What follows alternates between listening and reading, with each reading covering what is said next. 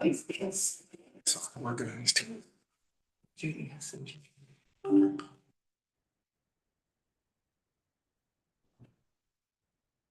Good afternoon, everyone. I'd like to call this meeting to order and begin by acknowledging with gratitude that we live and work on the traditional unceded territory of the Squamish, whose peoples have been stewards of these land and waters surrounding the Qualicum, Bowen Island.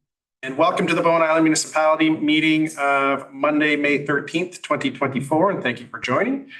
For those of you joining online or in the gallery here, I'm Andrew Leonard, the Mayor of Bowen Island Municipality and the chair of this meeting. I'd like to begin, as I always do, by introducing the other elected members of our council here today. Starting on my far left, we have Councillor John Saunders. His right is Councillor Tim Wake. His right is Councillor Alison Morse. To my far left is Councillor Sue Ellen Fast, as well as Islands Trustee Sue Ellen Fast. To her left is Councillor and Islands Trustee Judy Getty. And joining us online today is Councillor Alex Jurgensen. We are also joined by members of our professional staff team here today, including our corporate officers, Sophie Insignia, as well as our Chief Administrative Officer, Liam Edwards, plus a few other staff members who will be presenting reports here this afternoon. This meeting is being recorded, and when members of the public speak during the public comment and question and answer portion of the meeting, your voice and presence will be included in the permanent recording, which is live streaming now on our YouTube channel, as well as bowenislandmunicipality.ca. This council meeting is an official forum for the conducting of business of local governments. We all love our community. We are all passionate about what happens here. I would ask and encourage everyone to maintain a constructive and respectful tone during the meeting and to direct your comments during the public comments and question and answer portion of the meeting to myself.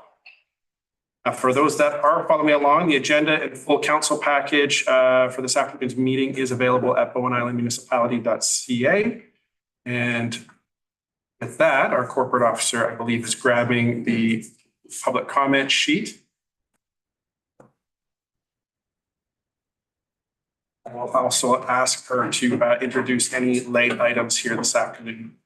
There was one on-table item circulated this morning by email. It was a letter in support of the temporary use permit on the agenda. Thank you. With that, can I have a motion to adopt the agenda and late items for the May 13th meeting? Moved by Councillor Getty, seconded by Councillor Saunders. Any discussion? Seeing none, I'll call the question. All in favor, raise your hand, say aye. Aye. Aye. And that carries. Thank you. First item up is public comments today. We just have one today, and that's Connor Lowe. Okay, so Connor, feel free to come on and join us up here at the presenters table. You have the full 3 minutes today. Okay, you'll hear a little timer go up at 2 minutes and 45 seconds, just so you can finish up your last thoughts and make any last requests. Sure, yeah. Hi, nice to meet everyone. We have this TUP in that has been discussed over the past couple of weeks. Actually, wasn't sure how much time I'd have, so I was going to read the letter, but we did send a letter through. I hope all of you had a chance to read it. We listened to all the concerns that everybody had and tried to address those individually. And I just wanted to be here so you could meet us and understand that we're people of the community and have an interest in addressing whatever concerns you have. So if there's any questions anyone wants to address or speak with us about the application, we're here to talk. Any clarifications from council? Councillor Morse? I think your letter answered all of my questions. So this is your principal residence and you just want to rent it out when you Yeah. going back to it. 100%. Yeah. Yeah, thank you. Yeah. Okay. Thank you very much. Okay. For being here today.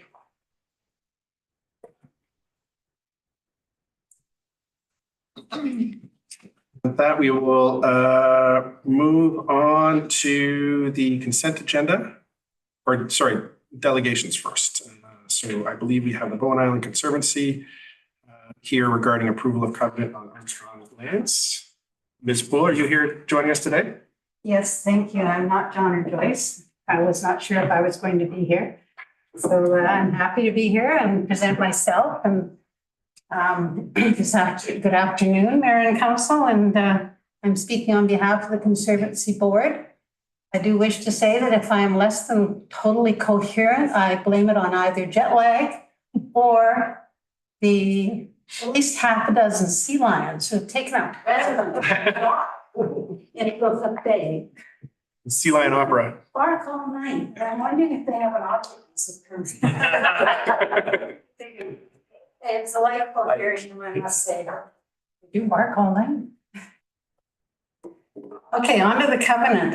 Thank you very much for this opportunity to speak to you and for considering our request for a covenant on these lands that have been newly acquired.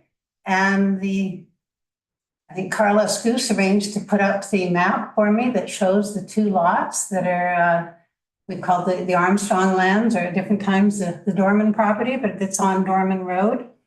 It's on the east side.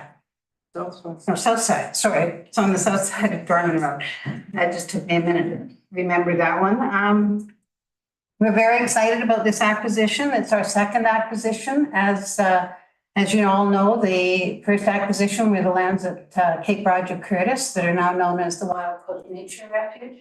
And the municipality placed a covenant on those lands at that time. These lands are our first eco-gift under the federal eco-gift program, which is administered by Environment and Climate Change Canada. It's a program that provides a way for Canadians with ecologically sensitive land to protect nature and leave a legacy for future generations.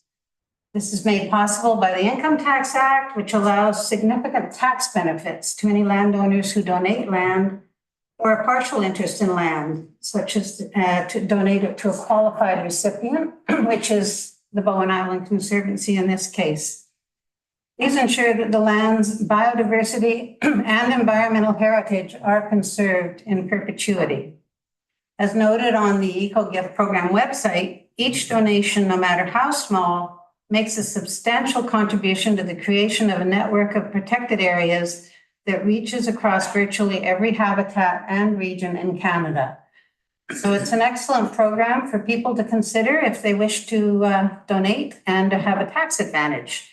These lands, the Armstrong lands, were generously donated by the Armstrong family and are composed of the two lots as shown up there, each of which are 5.39 acres.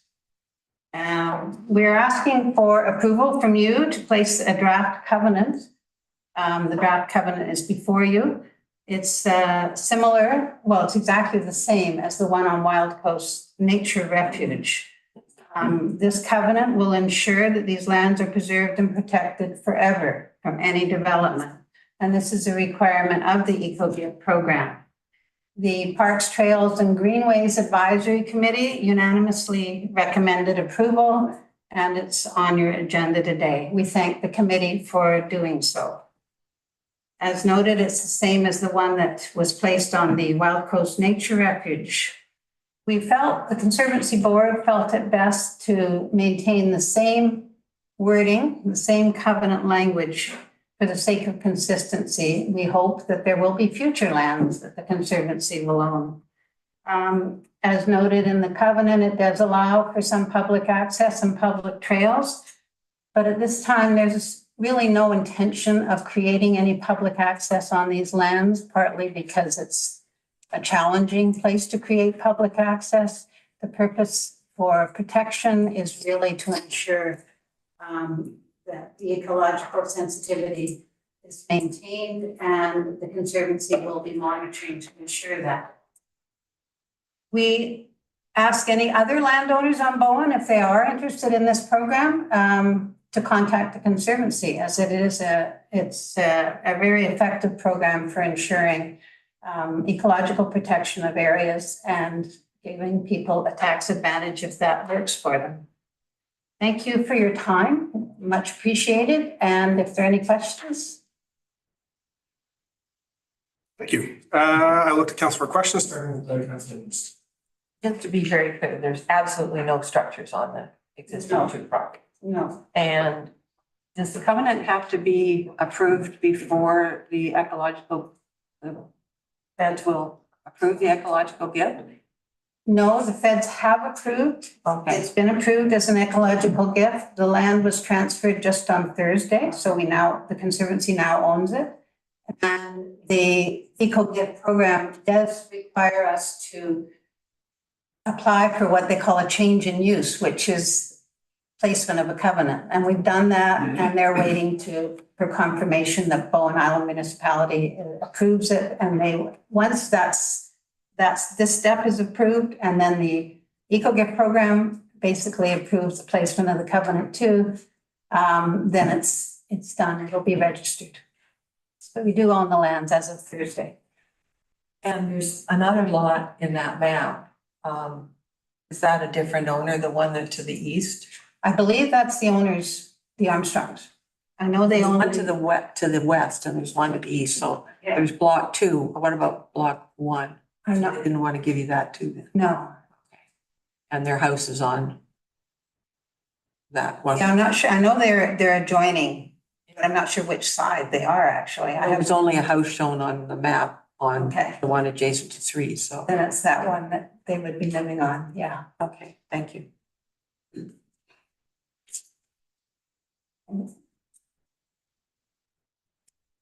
Further questions or comments? Mr. Fast? Comments. Since you've said that magic word, I'd just like to congratulate the Conservancy. And mention that I'm glad you're saying something about this way of people, if they do have a big tax bill that they're gonna be thinking about sending to Ottawa, the sale of a business or something like that, this is a way that instead they could leave land protected for nature on Bowen in their home community through that program. And I think that's great. Islands Trust Conservancy has also had done one previous eco-gifting acquisition on Bowen from a donor. And I just think this is great. They're very steep, and I think it'll be follows a lot of things that I'll discuss later. Thank you. Thank you, Councillor Fast. I just add that the Natural Areas Protection Tax Exemption Program is another way of saving taxes, which we have promoted, and I did when I was on the trust, and I'm sure, I know you and the current trustees have. It's not something that has been taken up on Bowen, but it is another way of saving taxes if landowners are interested. I appreciate, just in closing, I appreciate the financial call to action, but it's really impressive, I think, to see the success that the Bowen Island Conservancy has had on the island with its existing parcels of land, and that there's a foothold now, and those holdings are expanding. So it's always wonderful to have representatives of the Conservancy here in front of us at council, and congratulations on this new acquisition. Thank you very much, and I hopefully we'll be here again on more acquisitions. I certainly hope so too. Thank you. Okay, thank you for your time. Okay, moving on to the consent agenda. Are there councillors who wish to pull items from the consent agenda? Councillor Getty. Well, 4.5 and 4.11. Items that I want to pull. Any other councillors? Seeing none, I will look for a motion to adopt the consent agenda, please. Moved by Councillor Getty, seconded by Councillor Fast. Any discussion? Seeing none, I'll call the question. All in favor, raise your hand, say aye. Aye. Aye. And that carries unanimously. 4.5, the Davies Orchard Heritage Inspection Report. Over to you, Councillor Getty.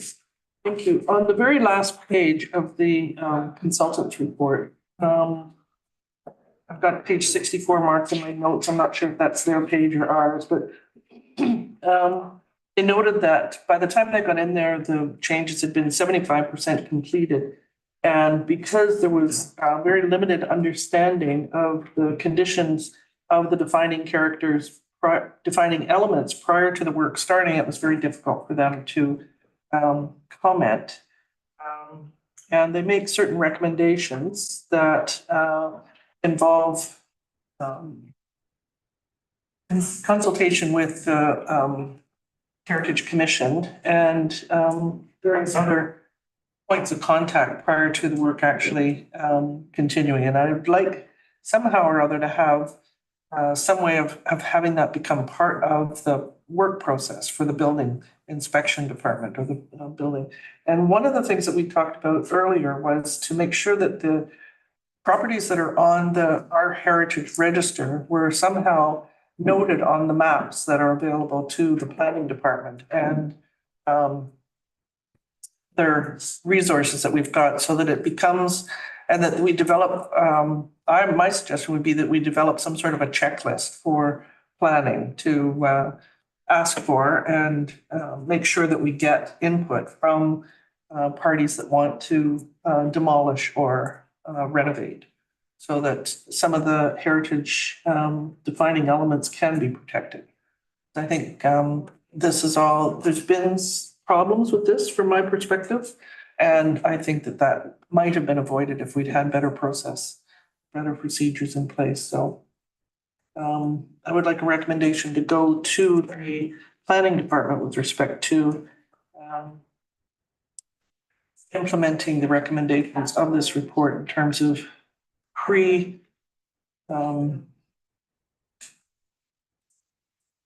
clarification, if not clearance of the suggested work programs. Thank you, Councillor Getty. So just a quick comment on process here, and one of the reasons why this finds itself in the consent agenda is that it did originate from the Heritage Commission. And the Heritage Commission are the folks who, even though some of us did do walkarounds of the Davies Orchard with them and express concerns, for myself at least, it would be, I think, of value to send this to the Heritage Commission first. I would change the recommendations somewhat because it just says to send it to them for information. But I would recommend that an amendment be made that it be sent to them for comment and or recommendation.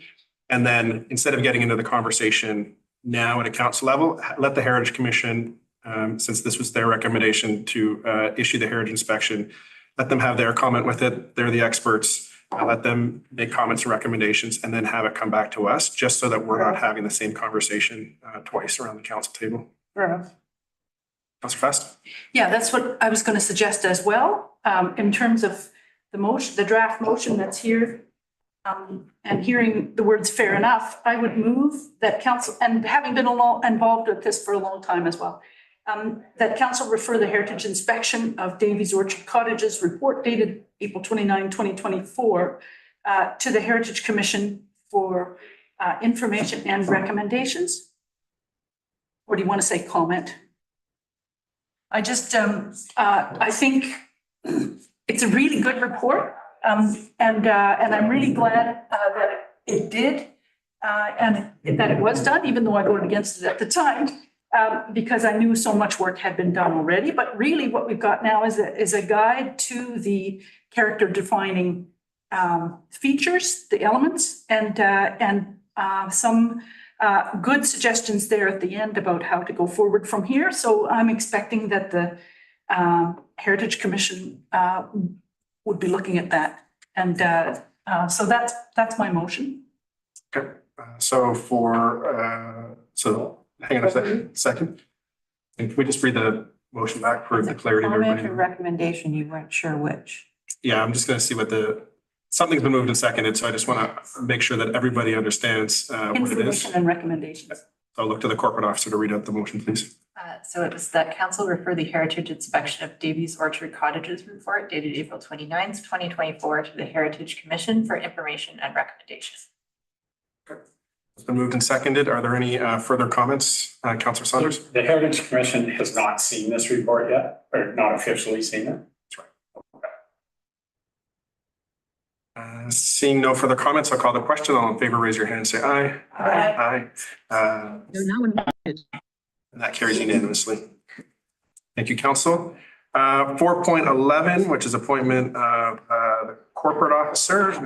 Councillor Getty did beat me to this, but I will take some I just didn't want it to go quiet. small executive privilege for the corporate officer who likely put this in the consent agenda, just to make it visible and Yes. welcome her formally to the role as the official corporate officer for the municipality. It has been, I know that all of council will echo my sentiments in that we have enjoyed working with you immensely during that first year of the term.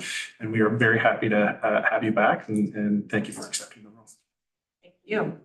Someone's gonna be excited. And with that, I will look for a motion that council appoint Sophia Singha, corporate officer of Bowen Island Municipality, seconded by just about everybody. But Councillor Morse officially, all in favor, raise your hand, say aye. Aye. Aye. Aye. And that carries unanimously. Thank you. Item section 6, business arising from minutes. So we have 6.1. Do the. We already did that. Consideration of temporary use permit TUP 2024-0041. We have our manager of planning and development with us, Daniel Martin. Thank you very much.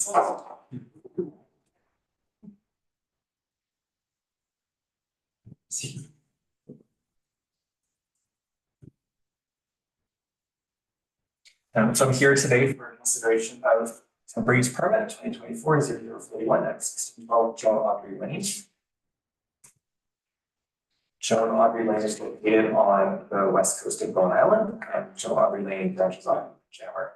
Part of the Arbutus Ridge or the King Edward Bay development is a more recent subdivision. And almost uniquely on Bowen for a single family resident, this zone would not permit largely the residential guest accommodation that is common throughout Bowen.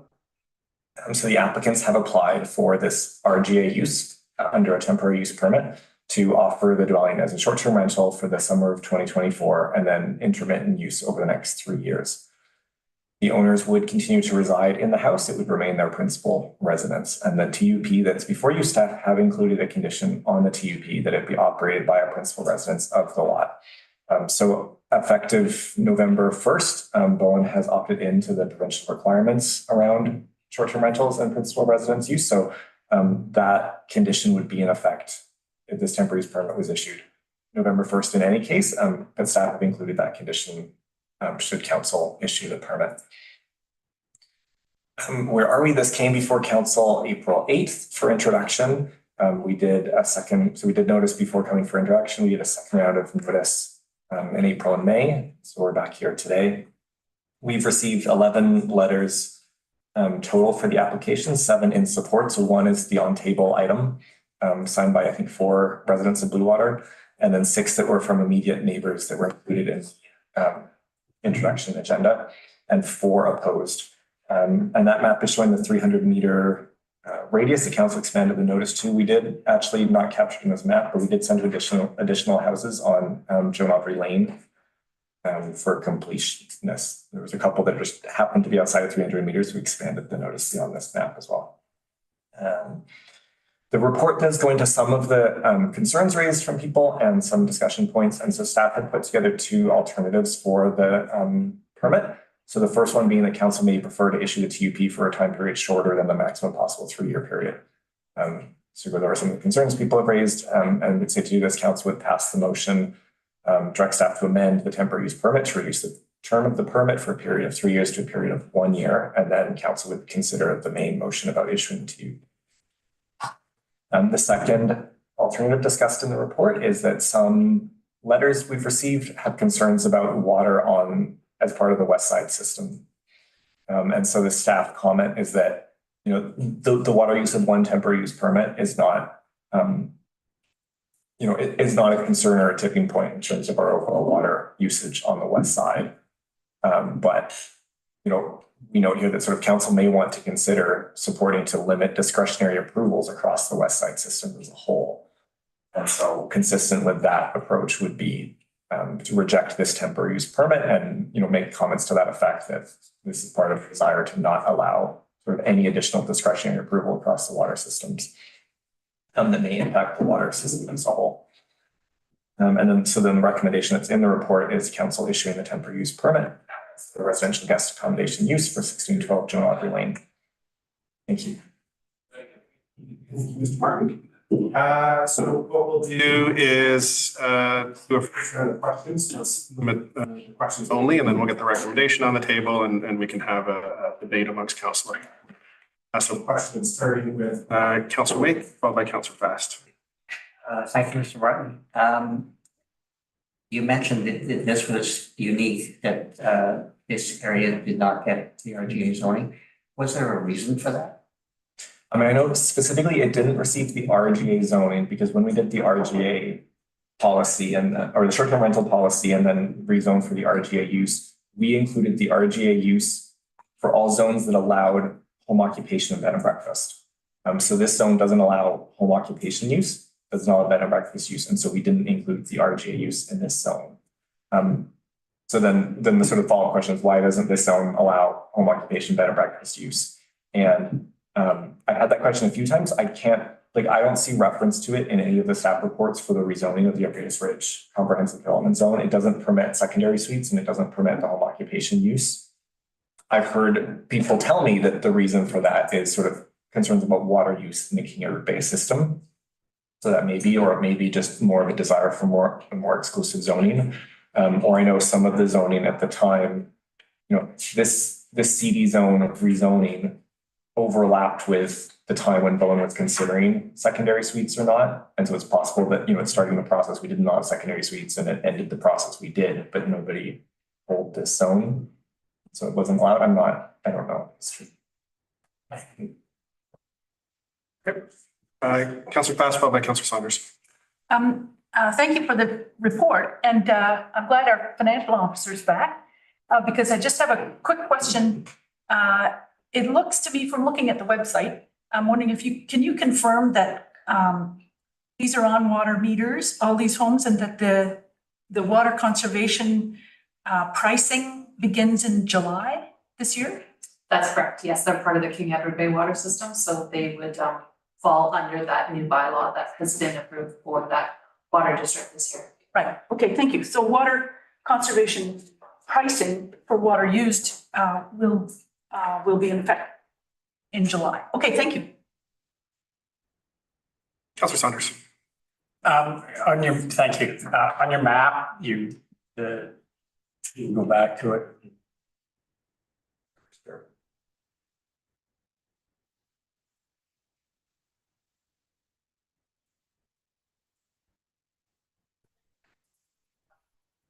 Yeah, so I see all the letters of support. Where were the letters of concern from? They're not showing there. Are they just? They're outside of the notice. Outside of the notice area. So that's just the notice area you're saying. Okay. Okay, that's fine. Thanks. No immediate, nobody living next door to concern. All right, thank you. Sorry, was that a hand, Councillor Morris? Going to make the motion, but now I can't find it. There it is.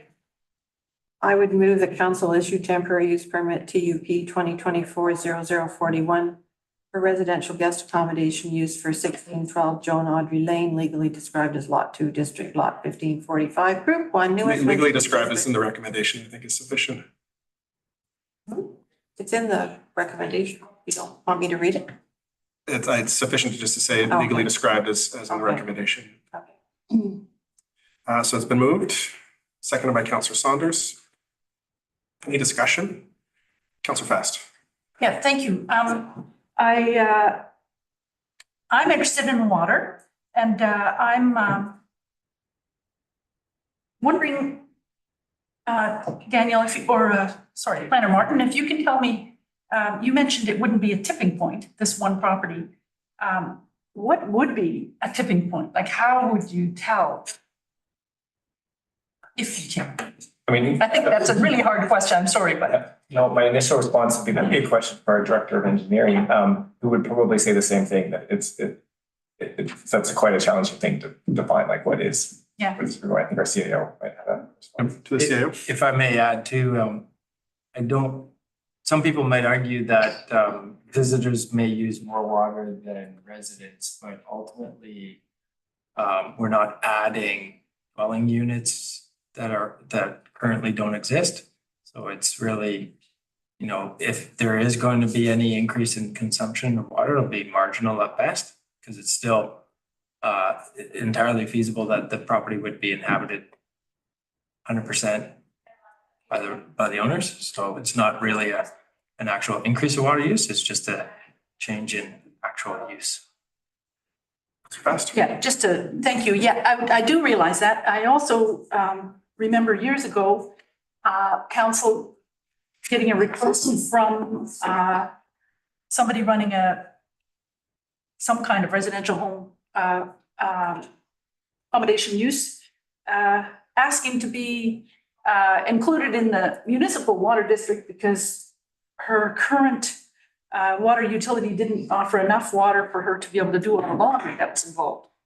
So in overnight use. So anyway, I'm comfortable with the fact that it's going to be conservation billing. I think that's a really good tool.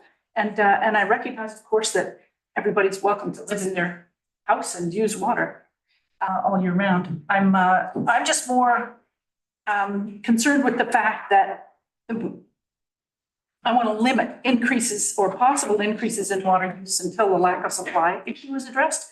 And there is a lack of supply issue with water. And we do have climate change coming down on us. And so water supply is decreasing. And here is a potential for water use to be increasing, particularly if this is a precedent and other properties on Joan Audrey Lane at the top of the watershed decide to ask for the same kind of temporary use permit. Anyway, so I'm concerned about water. I think I'd like to see water first. Maybe there is lots of water, and the lack of supply issue would be addressed. In which case, I would feel differently about this. But right now, I appreciate the flexibility of being able to make use of this perfectly good building and do things that are needed in families and all. You know, I'm not saying anything bad about that. I just think water should come first, and until the lack of supply issues dealt with, I'm not convinced that and maybe they'll pay for somebody to do the laundry elsewhere on the island. You know, but I think this is discretionary, and we I don't want to set us up for using more water, even though potentially it won't be, and the conservation is in place. So right now, I'm inclined to vote against it, but I'm interested in what other councillors have to say. Thank you, Councillor Fast. Councillor Saunders? Thank you. I'm just a comment. I'm pretty much swayed by the argument. This isn't a tipping point. I recognize that we're precedent and this isn't what Councillor Fast said, so I don't know what words you about. But I'm not swayed by any discussion that would say, well, you know, if we allow this, then there could be, you know, 50 more of them up there. I don't see any reason to believe that that would be the case, given the nature of the island, the nature of the neighborhood. That's not really how we operate very often. And in any event, council always has the option to say no to a TUP, whether there's been one issued in the past or not. So yeah, I don't see any indication this is going to lead to a whole lot of this sort of thing. And the fact that basically the report we're getting here is that sure there'll be water use, but there was going to be water use anyway, whether the family lived there or they rented it out from time to time. So I'm satisfied with those arguments and would be in favor of the recommendation as it stands. Thank you, Councillor Saunders. Councillor Getty? I'm opposed to this. Just been through a very long process of short-term rentals on the rest of the island with a lot of people coming in and saying that, you know, they've got heritage cottages that they want to maintain and a whole bunch of other reasons. And this area is specifically zoned to not allow bed and breakfast. And I think that the it hasn't been explained to me adequately in terms of, and there is possibly no explanation in terms of what the reasoning was in the past. But if we're maintaining neighborhoods, that was put in for a reason, and we may not understand it now, but I think that this is an exception to that reason, and I haven't had it adequately explained. And I think the issue of water is a real one. King Edward Bay is concerned, very concerned with respect to the sediment that's in their functioning well. There was an announcement, or at least an expectation, that a new well was going to provide all sorts of additional and adequate water, and that may not be the case. That may have been overstating. And it hasn't been fully developed at this point in terms of having a solid answer. And while we may have a moratorium on building permits, at least in Bluewater, then it seems to me that that is the rationale and the reasoning that's going on in terms of what's going on with that very expensive and questionable quantity of water. And whether or not, you know, somebody uses more water, that's going to be a tipping point, as opposed to somebody that disregards the water usage rates and is willing to pay extra to, you know, flood a garden. I don't know that that's the issue. You know, we can kill ourselves with drips of water as much as somebody flagrantly, you know, having a 20-minute city-side shower kind of thing. I'm not, that's one of the issues, but I think that for me, the bottom line is that this neighborhood wanted to have specific zoning, and it was put in place, and we are coming up with a specific individual resolution to a problem that was in full knowledge when the property was bought and built on. And I think that there are other options, and I don't know that we should upset both the decision that we made with respect to all the other potential operators and whatever the zoning is in this community. And the water is one of those considerations, but I'm not persuaded, and it has nothing to do with how nice the people are and how good the neighborhood is in terms of all the people that are strongly in support. And I think that makes it harder. But I think the principle for me is that there's some zoning in place and there's reasons for it, one of which is water. Thank you, Councilor Getty. Councilor Wick. Thank you. I think the water to me is the issue here, but I also think the issue is having a level playing field. And I understand that we don't know exactly why that zoning was put there in the first place, but that's really not what we're considering supporting or not. It's really to do with the water. And I think water is an island-wide concern, and we need to have solutions for it island-wide.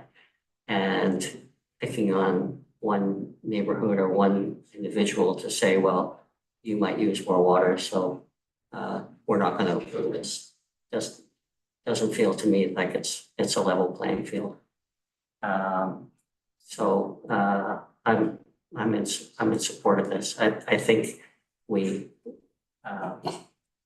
have to look at the water problem island-wide and not single out individual neighborhoods that might be the perceived as the first ones that are going to have trouble. Councilor Wick. Councilor Morris. My experience with people with water consumption issues is that the biggest issue with water consumption is people who have gardens.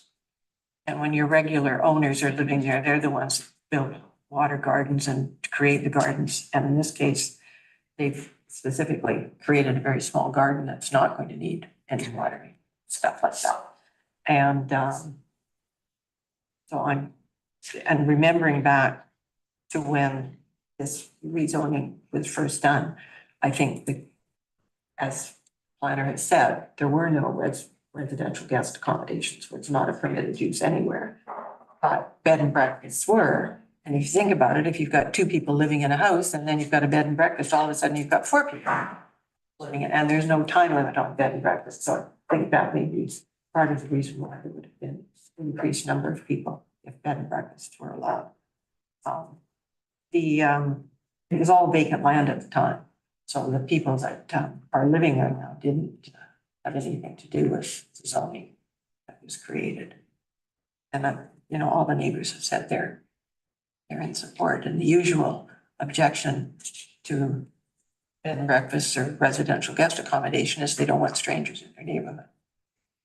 So I'm quite happy with the temporary use permit. And remember, they can only rent it for 120 days. Thank you, Councillor Morse. From my seat, I understand the different perspectives, and I've gone back and forth on it myself. The water issue and thinking through the water issue, my understanding is that there would be in the existing King Edward Bay properties or Arbutus Ridge, and this is the question of the planner, there would be nothing stopping anybody from building a full residence on a vacant property and connecting to the water system currently, would there? Correct. And given that we do have conservation-based billing coming in, I don't see RGA being a huge drain on the water system, given the future capacity of it. That said, I understand the implications of STRs in residential neighborhoods. I'm encouraged by all of the neighbors and their letters of support. From my standpoint, the piece that I am concerned with is just around the process of temporary use permits again. And with a 3-year permit, when I stretch that out, what's going to happen then at the end of 3 years is either that gets renewed and it would get renewed in front of a brand new council who didn't have the benefit of this conversation. And then it would eventually, if it was going to stay, would have to come back for rezoning. I would be, and I will be making this amendment, but I would suggest that in order to keep it within this term, and the property owner can decide at that point whether they wish to renew, or, I believe a more appropriate avenue at that point would be to consider a flat out rezoning of the property at that point, would be to amend the permit to a period of 2 years so that it stays within this term. And I will make that amendment presently, that council directs staff to amend TUP 2024-0041 to reduce the term of the permit from a period of 3 years to a period of 2 years. I'll second. Seconded by Councillor Saunders. Any discussion on that additional amendment? Seeing none, I'll call the question. All in favor, raise your hand and say aye. Aye. All opposed, raise your hand and say nay. Councillor Morse, that carries with Councillor Morse in opposition. And now we're back to the main motion. So seeing that every councillor has had the opportunity to add their voice in the conversation, I will call the question. All in favor of the amended motion, raise your hand and say aye. Aye. Aye. Any opposed, raise your hand and say nay. Did it get first and second? Yes. Yep. Sorry, Councillor Jurgensen, was that in favor or in opposition? In opposition. In opposition. So that does carry with Councillors Getty, Fast, and Jurgensen in opposition. And then by unanimous, thank you, Mr. Martin. By unanimous consent, we will receive the correspondence in 6.1A and 6.B. No objection, that by unanimous consent. And we are on section 7 bylaw 7.1 fire rescue bylaw number 650. We have our fire chief here today for a presentation. Good afternoon, Mayor and Council. Today we'll be introducing a long-awaited and much-needed new fire rescue services bylaw, as well as the fees and charges bylaw that includes permit fees and fines, fine amounts for contraventions to bylaw number 650. Yeah, just pull it up here.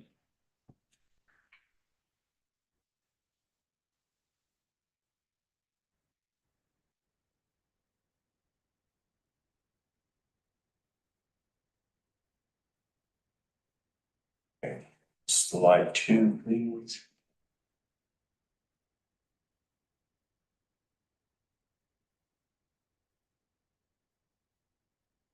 So the current bylaw is out of date and needs to be repealed and replaced to align with current provincial legislation and regulations contained in the Fire Service Act and to accurately reflect service levels provided by the Bowen Island Fire Rescue. Included in the 2021 and 2022 Council Strategic Plan, this was part of that, and it has been delayed due to staffing and resource limitations. The different regulatory bodies that govern and provide authority for fire service would be the Fire Services Act, Provincial Open Burning Regulation, Metro Vancouver Regional District Open Burning Bylaws. The BIM bylaw outlines process and refers to other regulating bodies and processes. We will not issue Category 2 or Category 3 burn permits without receipt of Metro Vancouver Regional District permit numbers. So we're wanting to align ourselves better with the regulations that Metro Vancouver have.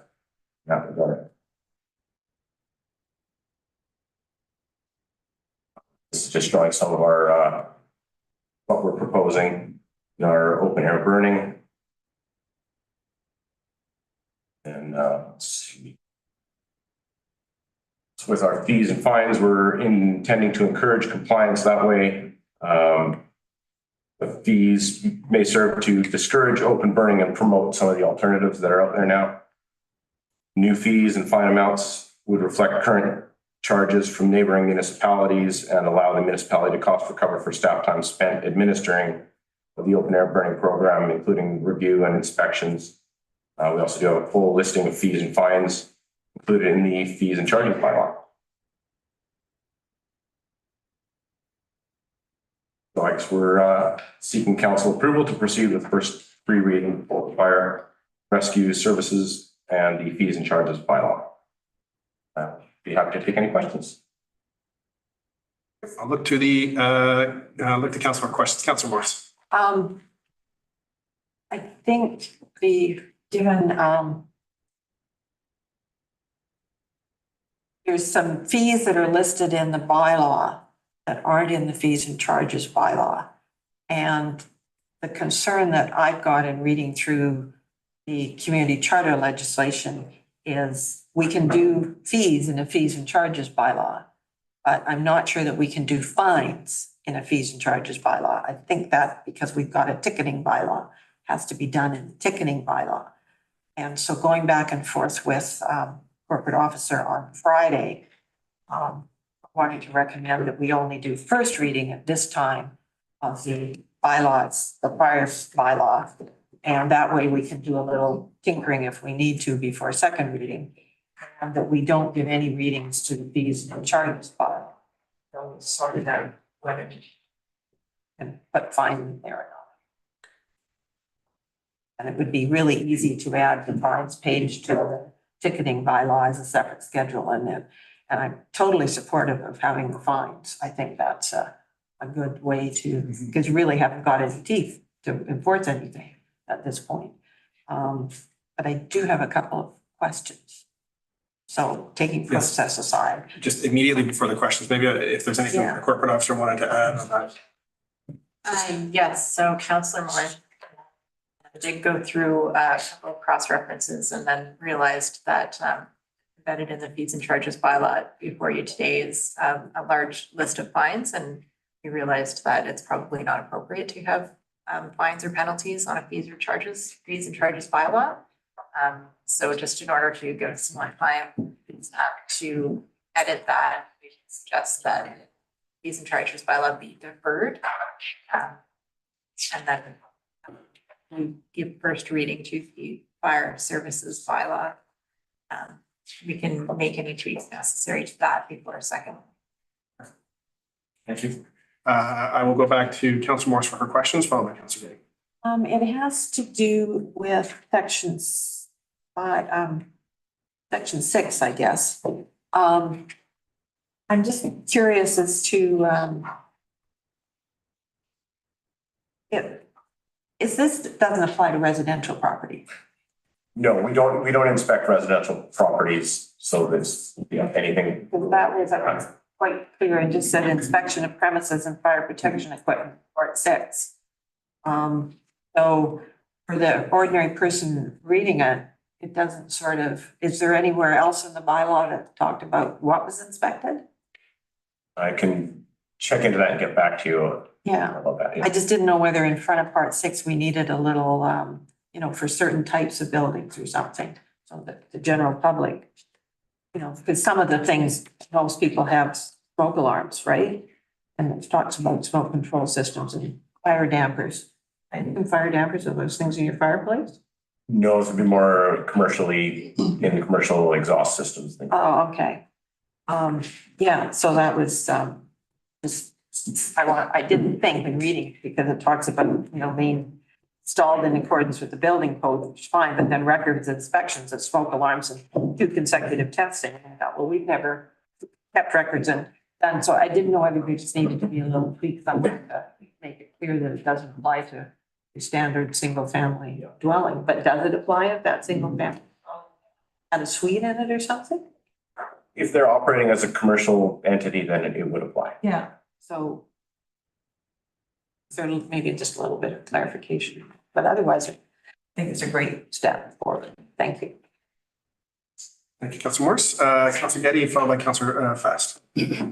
It might be a red letter day, but I'm agreeing with Councillor Morris on, with respect to first reading and, not going ahead with the costs and charges, but, so I have 2 pages, almost 3 pages of notes, on this, and I've gone over, a lot of them with, Fire Chief, Hannon. And I guess it's, important to bring it up with, all of council too, in terms of the recommendations that I'm making. I'll start with section 3.3. The fire chief may appoint or authorize members to execute any of the powers. And I think we need an additional few words at the end of that thing, that he can rescind or revoke that authorization without the necessity of providing reasons. And that's, it's a fine point, but it's something that I'm running into with respect to an Islands Trust matter. And if somebody is appointed and authorized and then refuses to give up that position, you need to be able to give the fire chief authorization to revoke as well. Section Which section were you in? 3.3, sub B. 3.2. Well, it says revoke any such appointment or authorization right in there. Without the necessity of providing reasons for such revocation is what I'm suggesting to add to it. I'll let Councillor Getty continue. Section 3.10 gives the fire chief and any member authorization to destroy or demolish or damage any property to prevent the spread of fire or prevent the potential collapse. And then it's immediately followed by section 3.12, where they can charge back to the property owner at an hourly rate for the equipment and actual time of the operator and equipment, any expenses incurred by the fire department. I think we need to add something to the effect of subject to any kind of an argument of relief for the person that has those expenses. And I was reminded when I was reading the book about fire weather, and in Fort McMurray, they had to go in and tear down whole suburbs, parts of a cul-de-sac to prevent as a fire break. And that there were people that were still barely coming out of those houses. They had very little warning. And to charge them back after the fact might have been a severe hardship. And I think we need some sort of a way of allowing people an opportunity to at least explain they didn't have adequate insurance, there were, whatever the situation might be, but not to necessarily charge the whole thing back. And this doesn't give us any kind of wiggle room. Section 4.3 gives the fire chief and fire inspectors authorized to enter on a property and inspect for conditions. And in addition, so that's A, and then C, order the owner or an authorized agent to undertake any actions to remove or reduce. Later on, in the bylaw, we talk about section 5.19, the fire chief may A, on reasonable notice, enter for the purposes of protection. B, in the case of emergency, not necessarily having to give reasonable notice. And then C, on reasonable notice, enter a property to make sure that a direction has been completed. So I think that 4.3 should say at the beginning, subject to 5.19, so that if it's not an emergency, there should be reasonable notice. If it is an emergency, then that is obviously lifted. But I think that that is consistent with what I understand our case law that falls into entering onto property for an inspection. So next is section 5.10. And it's simply the using of the word crown land. And program that I'm taking with the trust in terms of cultural education, that particular use of the word crown is raising all sorts of alarm bells with our First Nations neighbors, and that there's, we call it public land or on Bowen, Provincial land. Provincial land. Yes. Well, even that. So somehow or other, that is a particularly challenging phrase to use. And we're later on in this, we talked about First Nations use of open fires for ceremonial purposes, and we're more reflective of the reconciliation principles in that phrase than we are with this one. And we have to, my recommendation is that we find another word to describe what we're all used to, but it's become an offensive phrase. 6.4 talks about storage areas. So this is part of the public building, the whole section number 6, but it also brings in storage garage and shipping containers. And the definitions in the appendix A don't necessarily take into consideration what is not common, but is occurring on Bowen in terms of shipping containers, which may be built for intermodal freight transport, but are used for storage. That if they're going to comply with this bylaw, we need to add to that shipping container definition so that what their initial purpose of building is not necessarily how they're used here. We're not filling them up and shipping them off. We're actually filling them up and storing things. So, and the same with the storage garage. I'm not sure that we have a lot of those on Bowen, but either one, in terms of all of the protections that are in the bylaw are important, but it's, I think we have to differentiate between public spaces and the use of those spaces. Section 5.7 allows or does not permit open air fires, but section 5.8 has a list of exceptions. There's a slight typo there in terms of the letters at the beginning of the sections, but beyond that, when we get into Schedule A, the fees and charges, there are 7 sections listed under 5.8, and there's only 4 that are actually in the bylaw. And some of these are, I think the schedule needs to be changed so that it's starting an open air fire without a permit, or burning land for clearing without a permit, or when it's in the case of open air fires, it's prohibited or considered a dangerous fire time. And then the others, an unpermitted cooking fire, smoke from an outdoor cooking fire, etc., smoke from a smoker. Either we list those in the bylaw as what's the point where it becomes offensive, where it's persistent, or it's, a regular occurrence, or somehow, I don't want to be downwind from a smoker all the time, but I am downwind from an outdoor pit that's in the backyard of my neighbors, and just the way the wind travels, I'm getting all of that. Which brings me to the last, in the frequently asked questions, what materials am I allowed to burn? And there's a long list of prohibited materials, and those are the materials that cause problems when the neighborhood fire that I get And I think that has not been explained in the bylaw to the same detail that it is in the frequently asked questions, and that should be incorporated. So that it's very clear that, we can burn carbon things, but we can't burn plastics. Or any kind of petrochemical things, so. That's the end of my fine tooth combing. Some good fine tooth combing.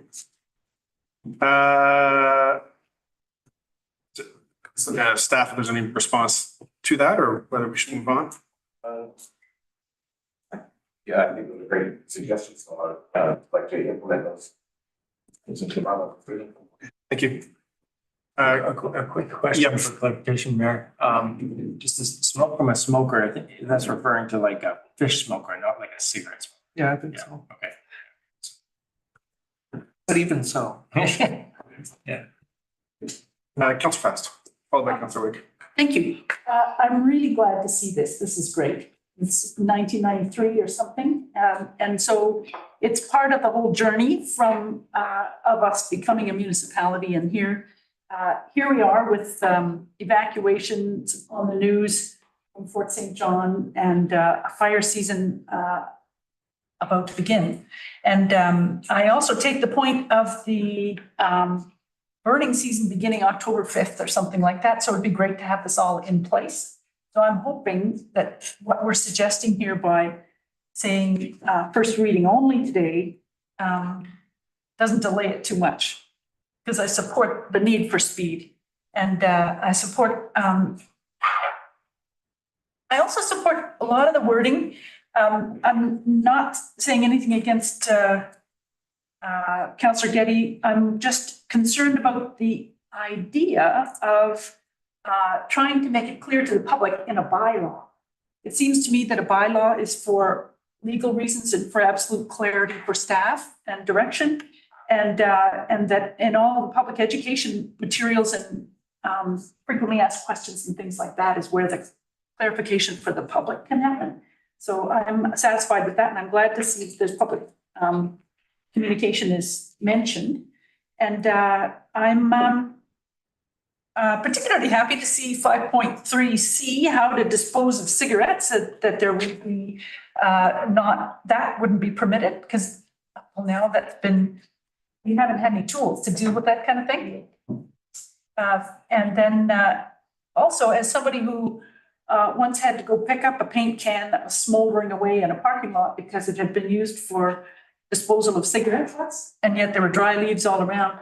I like the idea of disposal in a container designed for that. And there are some of those in Crippen Park, for example, by the horse ring. And so I think that's great. There's lots of good things in here. The other one was the 5.3D, the disposing of wood waste not being allowed onto municipal property.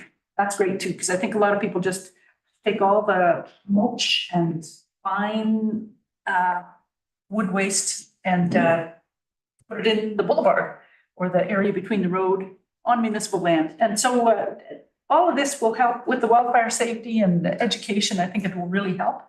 And I was hoping we could go to first, second, and third and get this moving. But I support getting it done properly as well. I just would like to also say from the Crown land, I think it would be good to be public land, because I'm thinking also there's parks and nature reserves and other kinds of shoreline lands. And so anyway, a good start, and I support first reading. And can I make the motion? I'm going to look for any other questions or comments. Oh, yes, we have Sorry. Councillor Wake. A question about the ventilation index. Well, I'm not familiar with that. I know about the air quality index. How does the ventilation index vary, and does it have something to do with the amount of wind there is and dispersal of smoke? Or Yeah, it's all run by Metro Vancouver, so they take care of all that, and we basically just call a phone number and get an answer as to whether the ventilation index allows burning on any given day. So how the science of that is done by them, it's their weather forecasters that take care of that. And it's very rare that you get a day where you can burn. My only question is in relation to one of the points that Councillor Getty brought up, but just I think in 5.1, which is the ability of the fire chief to enter and inspect property, and whether the fire department, and this is a question for staff, whether the fire department is bound by section 16 of the community charter around authority to enter onto property and private dwellings. Good question. I'm going to have to get back to you on that. Okay. No, I think just in quick follow-up to that, I think the point that Councillor Getty also raised is valid in that any entry onto the property other than for emergency purposes does require a reasonable notice. So we need to make sure that that's included. I think that's included, and then the ability to enter into property that's classified as a dwelling has additional requirements as well. So it's got to be given 24 hours notice, or it's made under the authority of a warrant. The occupier has to consent unless there's Emergency. unless there's an emergency. Yeah. So the wording of 5.1 seems to come in conflict with this a little bit, where it says the fire chief may at reasonable hours enter any premises to inspect them and ascertain whether. It seems like there needs to be a reasonable belief already that those sorts of infractions exist before an entry onto property can be made. So my request would be that we just see some alignment with section 16 of the community charter to make sure that we're not running afoul of it. And then also whether, and this is really splitting hairs. So it says, you know, I think there's a couple of places, but in this one in particular, it says the fire chief may do this, whether you want to add a designate like the deputy fire chiefs to give some flexibility into who does those sorts of inspections. I wouldn't think just any of the volunteer members could be designated, but I think it might be fair to add the deputies to some of those places. Do it, yeah. Okay, and then just from a process standpoint, given that maybe this is a question to our corporate officer or to the CEO, given that there has been some robust feedback, is it possible still to do first reading, have that feedback incorporated, and then come back? Okay. Yes, it can be read a first time presented. Okay. We haven't, There hasn't been any formal amendments yet. we can read it a first time and then do all the tinkering. Direct staff for to the make second amendments. reading. It's fine to make these types of amendments after first and bringing them back to second. And then, so just back to where we are, I believe Councillor Fast wished to make the motion, so back to you, Councillor Fast. Yep, I'd be happy to. I move that bylaw number 650, 2024, cited as Bowen Island Fire Rescue Bylaw number 650, 2024, be read a first time. Second. Seconded by Councillor Morse. Any further discussion? Seeing none, I'll call the question. All in favor, raise your hand, say aye. Aye. And that carries unanimously. Thank you. Motion to defer bylaw 650. We just don't do it. It'll come back. You don't need to do that. It needs to be on the, actually, yeah, it needs to be on the floor to be able to. Moving on to 7.2, Provincial Bill 44 and Bowen Island Municipality Land Use Amendment Bylaw number 653. We have our Island Community Planner, Drew back in here with us today.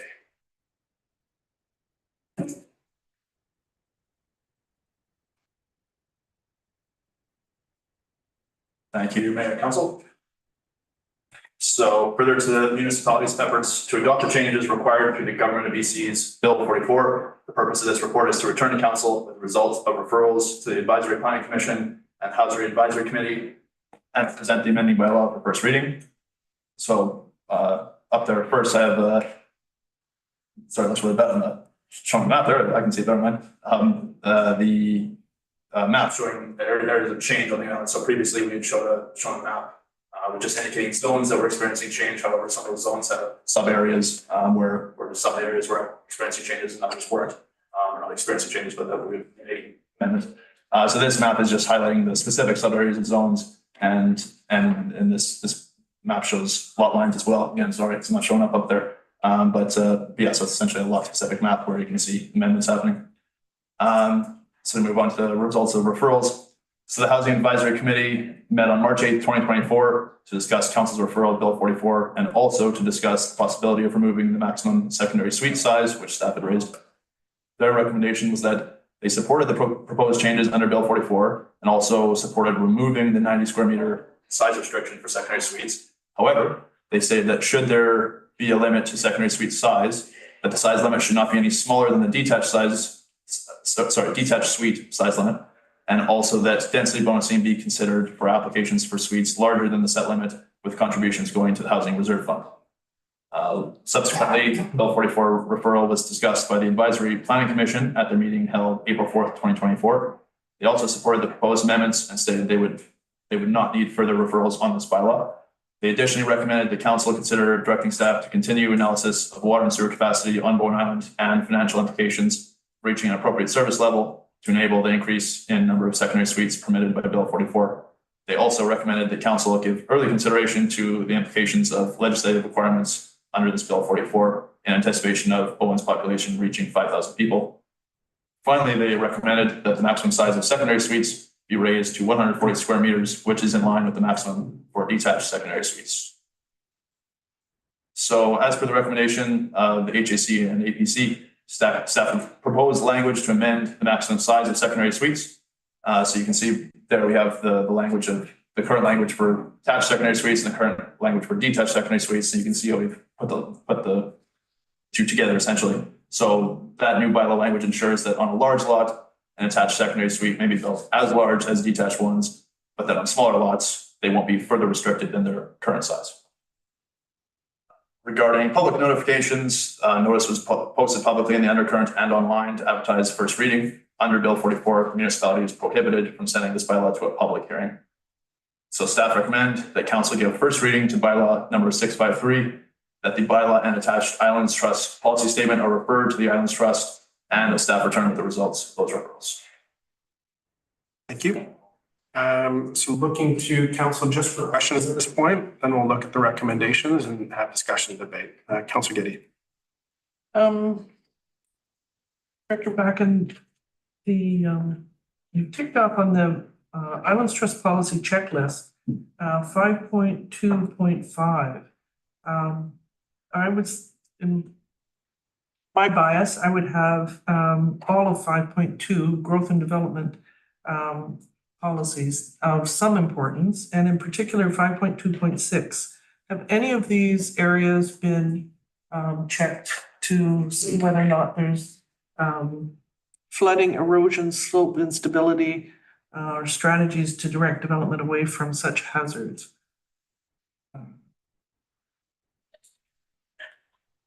Defer to Dan on that question. I would say mainly these are secondary suites being permitted in places where dwellings are permitted. So we have, we have existing bylaws regarding like site alteration.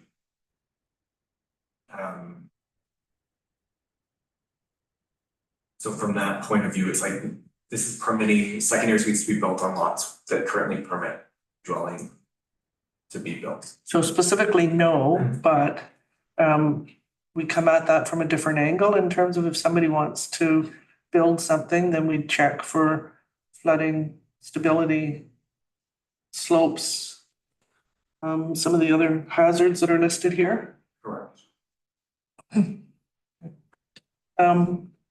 Just in general to this whole Bill 44, we had defeated a motion in terms of asking the ministry to exclude us? And that was defeated, but there was a secondary motion that a letter be written to the minister. Has that been done? I haven't seen it. Myself and Daniel both reached out. Neither of us have heard back from the ministry.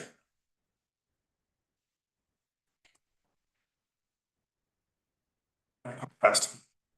Thank you. I have a couple of questions. One of them is down in the bylaw.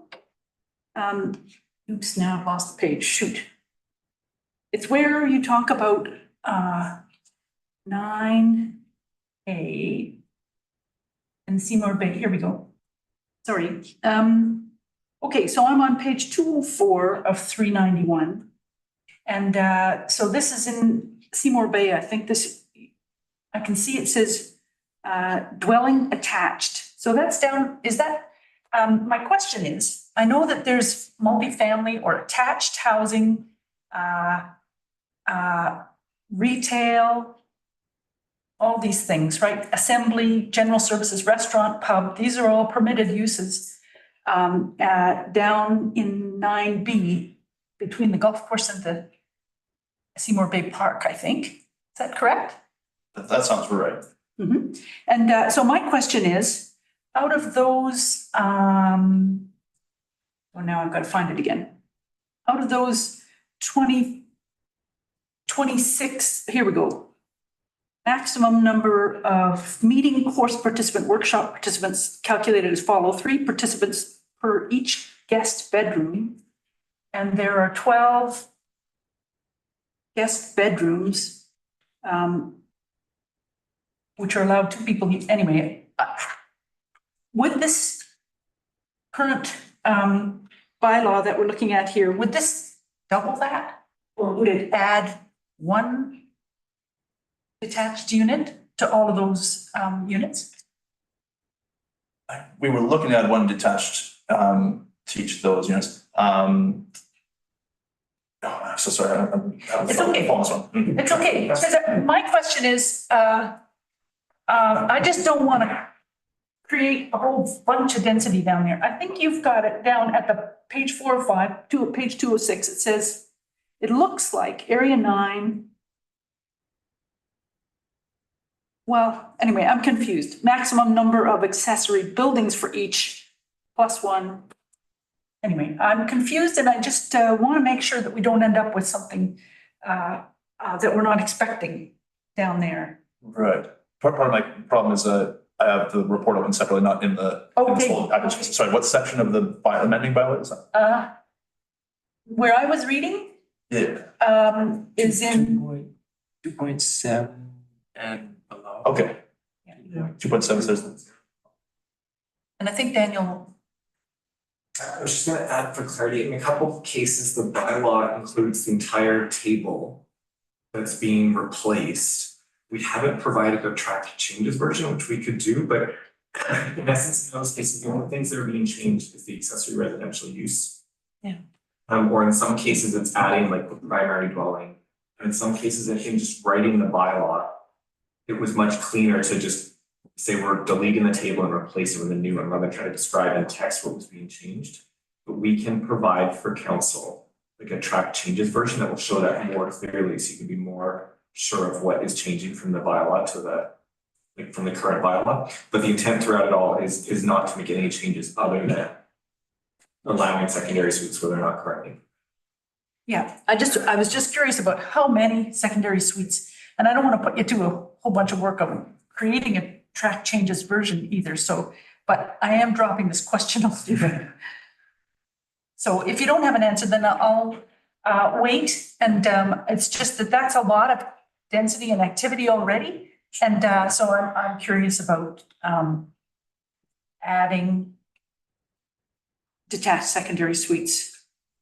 And I don't know how big the lot is, so I can see, anyway, so I need more information. Thank you. And then otherwise, I'll just say, no, that's my question. I'll get to the comments later. Thank you. Councillor Fast? Councillor Morse? Just one question on when somebody actually comes to apply for a building permit for one of these detached secondary suites. We've got bylaws, and I don't, that talk about lot coverage for different areas. And I'm assuming this bylaw overrides that, but would it override or the federal one, the provincial one of saying you can have a detached secondary suite, but would it override the setback bylaws section? So this doesn't change the existing lot coverage on any lots. So if somebody has already built their maximum lot coverage, they would have to either convert existing lot coverage to build a secondary suite, or they or they couldn't build a For secondary. detached one. So it doesn't increase lot coverage or floor area or height, it doesn't reduce any setbacks. So basically municipalities can get out of the requirement to have secondary, detached secondary suites by changing their lot coverage bylaws. The province released a policy manual guidelines as well to address some of those, so that if they felt that a municipality was adopting a bylaw that was in conflict with their guidelines, that they may be looking at further action. Thanks. So Bone Island could end up on the naughty list. What, again? And Mayor, just for clarification, and correct me if I'm wrong, Planner Backen or Planner Martin, but my understanding is that area 9 and 9A in particular was restrictive to not allow for secondary suites, which is a very small neighborhood of about a dozen or less homes, and that this amendment would correct that to be in alignment with the provincial regulation that would now allow for those suites, but otherwise not substantive changes to that area. Okay, but it's just like none of these attached buildings have been built. And it's a cluster. And so I just don't want to double the cluster That's right. by accident. Yeah. Thank you. That I don't believe is. Any other questions for the planner? You can get the recommendation on the table then. I will move that bylaw number 653 cited as Bone Island Municipality Land Use Bylaw number 57, 2002, amendment bylaw number 652, 2024 be read a first time. The council refer bylaw number 653, 2024 and attached Island Trust policy statement. Is it policy statement or director's policy statement? Policy. Policy statement to the Islands Trust, and the council advised staff to return with the results of those referrals. Moved by Councillor Morse, seconded by Councillor Wake. Any further discussion? Councillor Wake is the seconder, followed by Councillor Fast. Looking at this a little higher level, I think the reason I'm very supportive of this is, and I think it's the province's intent, and it certainly applies on Bowen Island.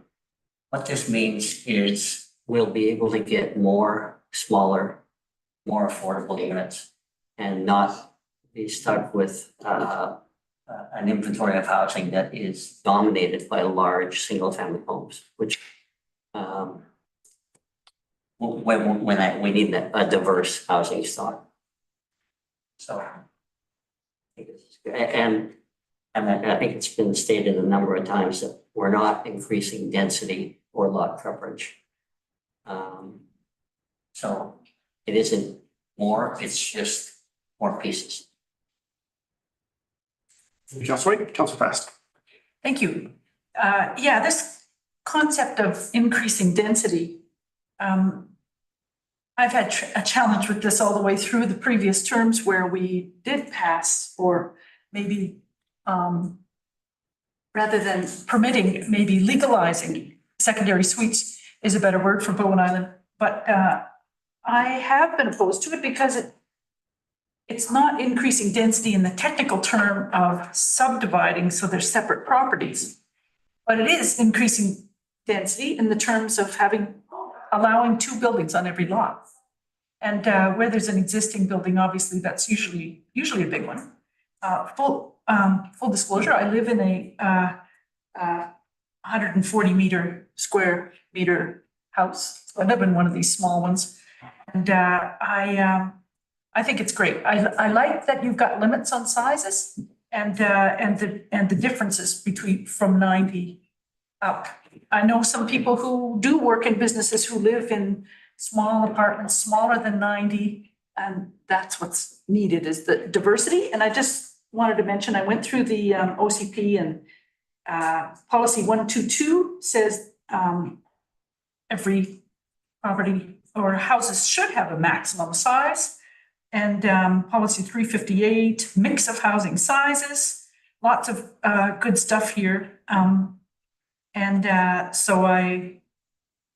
But there is this other part about the density is supposed to be up inside Snug Cove.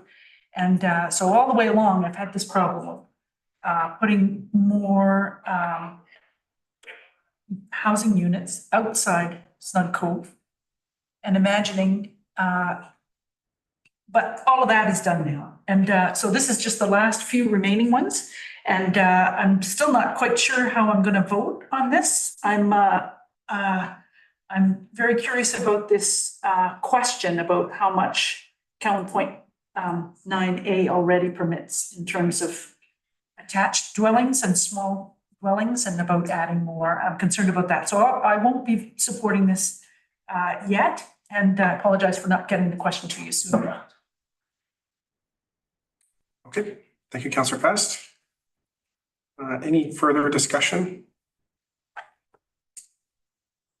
And just perhaps a bit of context from the conversations that are occurring at the regional level amongst other mayors right now, as well as with the province on Bill 44, and then as it relates to Bowen Island, and I think our unique position, both, three unique positions. One is a municipality, and the only municipality is within the Islands Trust. So there's the Islands Trust mandate, but then also Metro Vancouver. The conversations that most elected officials are having with the province right now is that the province is not interested in hearing anything. And I find it unsurprising that our planners haven't had any response from the ministry, because even the largest municipalities within Metro Vancouver cannot get Minister Kahlon to return a phone call to provide any clarity as to why they're on the naughty list, or what is it that they have to do, or could there be a more collaborative approach? And where I take that with some of this current discussion is that this puts Bowen Island in the position, from the province's perspective, of being looked at just like any other municipality within the province, and some of the directions that we're seeing from the federal government within the nation as well, as we are a municipality, we participate in the municipal landscape, and as a result, we have a duty to provide housing and help solve, really do our part to solve the housing crisis. Whether or not that's the best fit for Bowen, I think will partially come up in conversation with the OCP, but it would require, in my view, a reframe from the province, likely assisted by the Islands Trust, as to how should the municipality of Bowen Island be classified in context of development, and are we truly separate from any other municipality that has duties to this growing population to provide housing and development? And I take no standpoint right now on that. I'd really like to see the consultations from our community, but I think it's a question that needs to be answered, is that if Bowen, if we are the unique snowflake that we see ourselves to be, which is possible, similar to like the Toronto Island, for example, that will need a recategorization and will need a policy change from the provincial government if we're to do anything really different as to what we're seeing here or in any other community of under 5,000, under 10,000 in the interior, up north, anywhere. Councillor Fest. Thank you for that. I wasn't aware of any of those discussions, obviously. And I think the question that I asked earlier of Planner Martin about the tipping point is we have limited, it's pertinent in terms of carrying capacity of the island, and where do you, how many resources do you have? How many houses can you support at what levels of use of water, for example? And I just, I'll speak to that a little later when we get to the trust policy statement, but it seems to me that our official community plan, looking through it for some of this information, I do see things about, we're supposed to have goal 6, objective 56. There's limits, and there's density is supposed to not be created. And yet this is sort of a sideways way of doing that by putting an extra house on a lot. It's just not dividing the lot into So to me, it's a question of can we maintain the Bowen with healthy ecosystems and that we all enjoy today. And I agree there's a housing crisis, but I think there's also limitations in terms of water and different kinds of constraints coming from climate change that are changing even the capacity that we did have. And so anyway, I'll speak more to it later. I'm not gonna, I agree we need more different sizes of dwellings, and this is the last little remaining area, but I think I'm gonna maintain my, no, this is wrong for in the Highlands Trust. Thank you. Thank you. Seeing no further comments or discussion, I'll call the question. All in favor, raise your hand, say aye. Aye. Aye. All opposed, raise your hand, say nay. Nay. And that carries with Councillor Fast objecting. Just to the planner, the only dangler, I just want to be sensitive to our committee recommendations, is that there's one here from the APC, where the APC is recommending that council give early consideration to the implications of legislative requirements of Bill 44 in anticipation of the population of Bowen Island reaching 5,000. Staff have any comment on how to handle that one, or would it be best to possibly refer that to council strategic planning? I mean, I know we talked to the ABC about, the change in Bill 44, we were over 5,000, and then some of the other implications like police servicing, obviously. So maybe, the council strategic plan may be appropriate. Well, I was just gonna say, from all our population projections, that it is not anticipated to reach that threshold until the 2031 census, I think it is, at the earliest. So, definitely worth early consideration and discussion. Okay. So maybe I'll just make the motion then or I'll look for unanimous consent to refer that second recommendation from the APC to 2025 strategic planning. Is there any objection to doing that? No. Seeing none, that carries by unanimous consent. Moving on to, thank you, Mr. Batkin. 8.1, the 2023 audited financial statements. The last major financial piece of the year, I believe, from which our CFO is joining us. Any comments on this, Ms. Watson, or you just here for questions? Well, I will just want to take the opportunity right now to thank the finance team and all of my staff for all of their hard work to complete the audit this year. It's always a very significant piece of work that we do each year. And also, of course, to express my gratitude for the support by Christine Simpson and her team at BDO. So we do have a clean audit opinion this year, so that's not surprising. It's just can give council some comfort that the financial statements present fairly the results of operations and our financial position at December 31st, 2023. Thank you. And I'll echo those comments. Environment committee and watching the work budget as well as very positive. The comments from our auditor were positive. A lot of work has been done to tighten up processes and systems that were there previously. So thank you for your diligent and hard work on that, Ms. Watson, as well as to your team. So really appreciate that work. And with that, I'll look for a motion to approve the 2023 year-end audited financial statements. Councilor Fast? First, I have a quick question. Just more from my understanding, congratulations on a clean audit to start out with for everybody involved. I think that's terrific.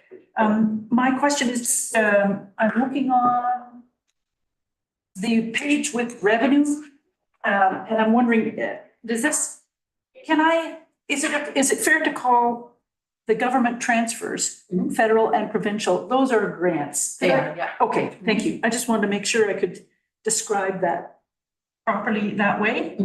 And I'm glad to see natural assets is still in here as a note on page 14.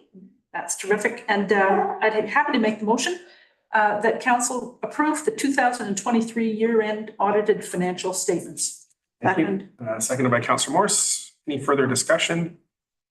Seeing none, I'll call the question. All in favor, raise your hand, say aye. Aye. Aye. Any opposed? And that carries unanimous. Thank you. We are on to 8.2, section 219 covenant regarding Snug Cove House. We have our manager of planning and development here with us today.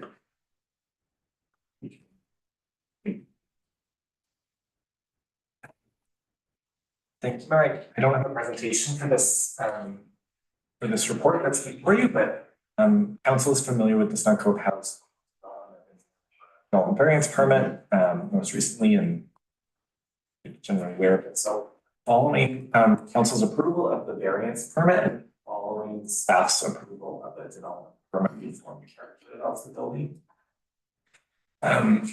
Following the staff had a series of meetings, I guess, with Vancouver Coastal Health about ongoing concerns they have with the Cove Bay water system, given the lack of operational water treatment plants. So Coastal Health came and presented to council in February. Those were several similar concerns. One of the concerns that the medical health officer informed BIM staff is that they were not prepared to support BIM issuing building permits for buildings on the Cove Bay water system that are intended to house vulnerable populations. And so the immediate affected project on the Cove Bay system is the Snug Cove House project to house seniors population. BCH would be prepared to support issuance of a building permit with a covenant that states that Snug Cove House could not seek occupancy of the building until the Cove Bay water treatment plant is operational. And so staff then prepared this report and received approval from Coastal Health on the wording in this covenant, and have had several meetings with Snug Cove House, who did ask for this covenant, for us, this way to proceed, so they can proceed with starting their building.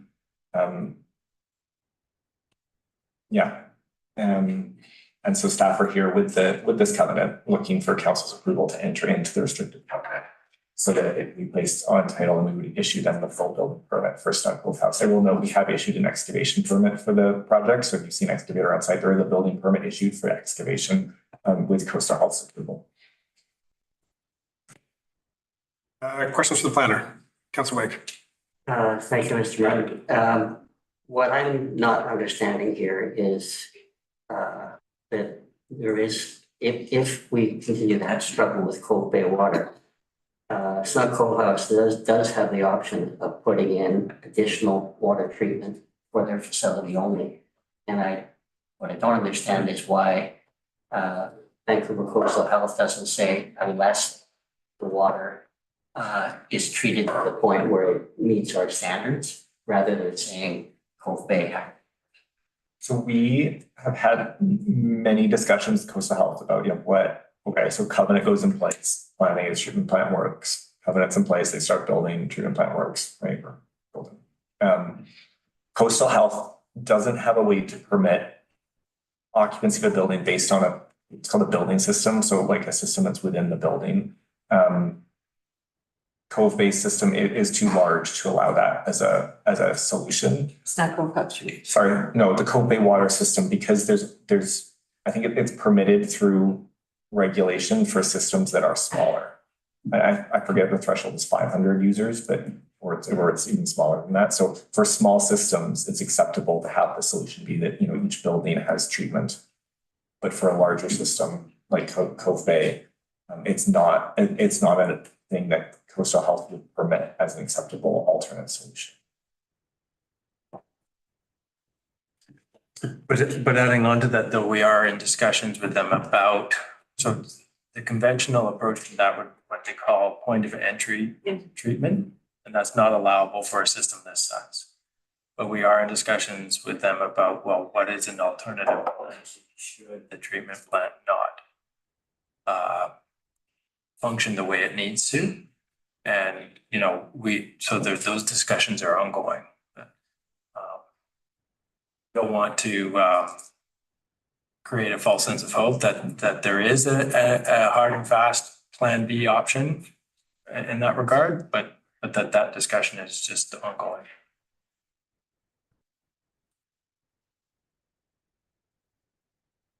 Councillor Getty. I don't know that Skunk Cove House could have any other options. They have to ask for this, and it's the only one that's been presented is that Vancouver Coastal Health would consent to, but I think we all recognize that for them to not get if they've gone through and arranged their financing in terms of getting the thing constructed, and then they don't get an occupancy permit, and then they've got a very, very expensive construction loan and they can't get better financing. So this allows the construction to go ahead, but it creates a situation where if we don't have Snow Cove water in place and they're stuck with this in terms of not being able to occupy, that we've got a community asset that is basically a white elephant. And that would be horrendous. That would probably bankrupt them. Somehow or other, I think we need to figure out how to help Vancouver Coastal Health, if it's possible, to come up with, the tweaking the size so that this is an exception, and because it's going to be monitored, and they'll have it tested 6 times a week, and boil water order on that one building or something, so that they can actually occupy it and use it and protect the residents. So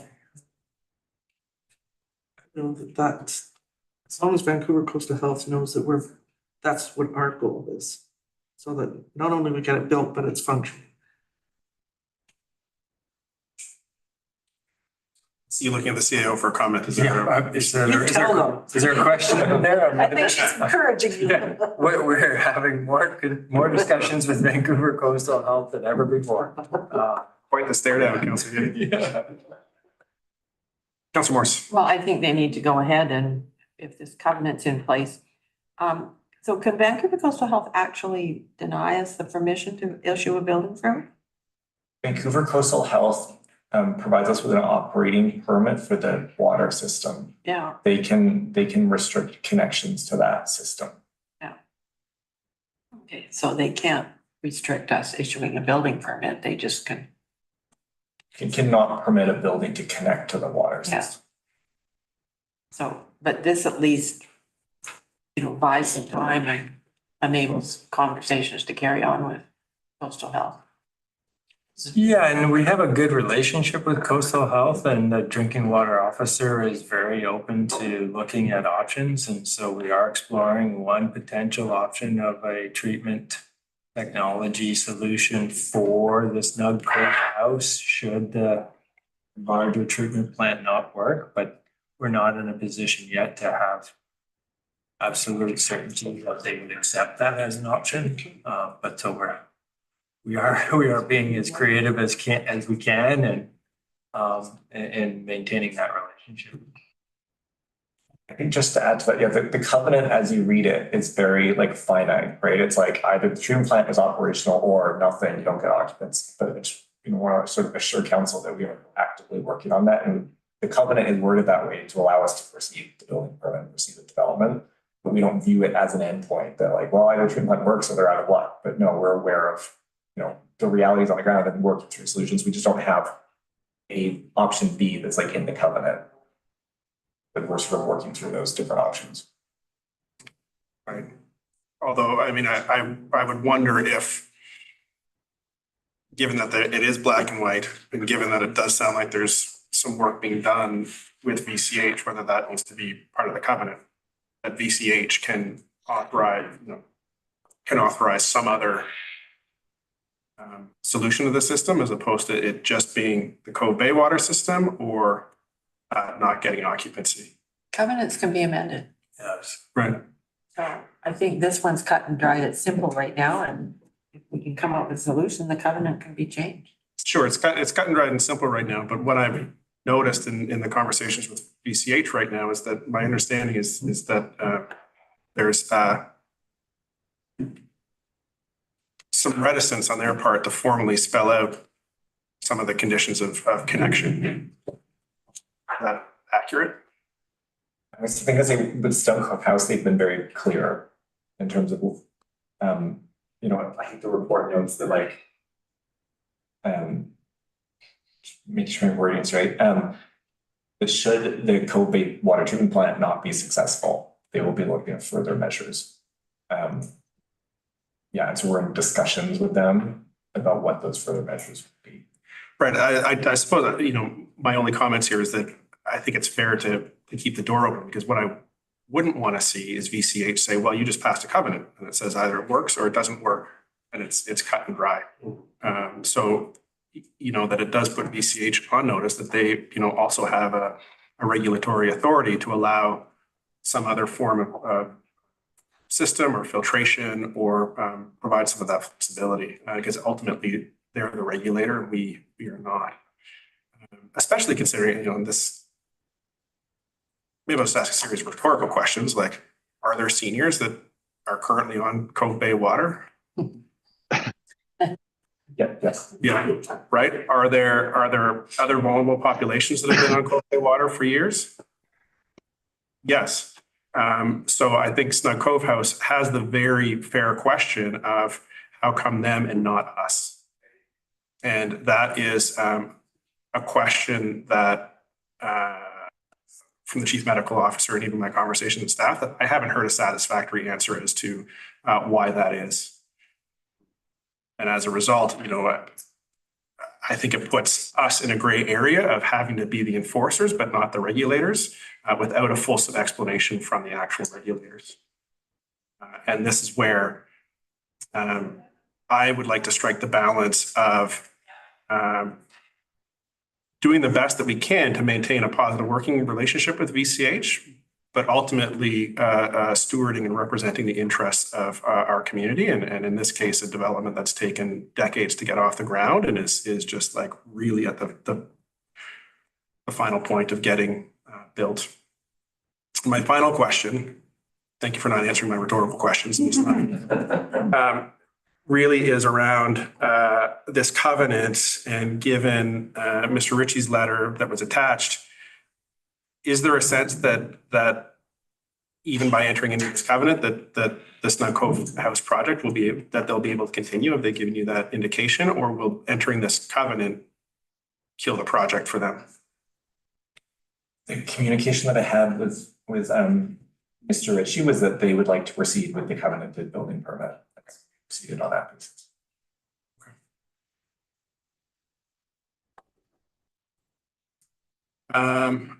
Councillor Fast. I think there's been so much work go into this, and I know that staff are working on it hard, and I just think it should move onwards, and I'd be prepared to move the motion. So I'm going to move that council direct staff to enter into the restrictive covenant at 1080 Miller Road, legally described as what's written in the motion. It's been moved. Is there a seconder? Seconded by Councillor Getty. Any further discussion? Councillor Wake. I understand we want to do this to get clarity for right now, so we can construct. I'm with your earlier comments. I think we should have, perhaps not, we can't take the time to change the covenant and have it satisfy Vancouver Coastal Health right now, but I really hope that staff can move them to not only consider other options, but to state that if other options meet the water quality standard they require for vulnerable populations, that it doesn't have to be Cove Bay. Okay. Thank you, Councillor Wake. Any further discussion? Seeing none, I'll call the question. All in favor, raise your hand, say aye. Aye. Aye. Any opposed? And that carries unanimously. Thank you, Mr. Martin. And by unanimous consent, we will receive the letter in 8.2A. Moving on to 8.3, the Bowen Island Conservancy Protective Covenant for the Armstrong lands. I believe we have our Manager of Environment and Parks Planning. Thank you. Good afternoon, Mayor and Council. I just would like to say thank you to Nary's Pool and the Conservancy for all their work with the landowners and the federal government, as well as on preparing the covenant and presenting it to the Parks, Trails and Greenways Advisory Committee and to council today. Staff is in support of this covenant. We really appreciate that the Conservancy is willing to accept land donations for conservation, and feel that holding these covenants is an important way that the municipality can support their work. I think everything was in my report, but the only thing I would add is just that the conservation covenant is in support of one of council's strategic goals of responsible ecosystem protection, which was included in council's strategic plan.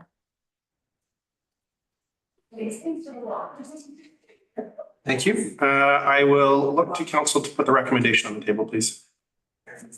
Also passed.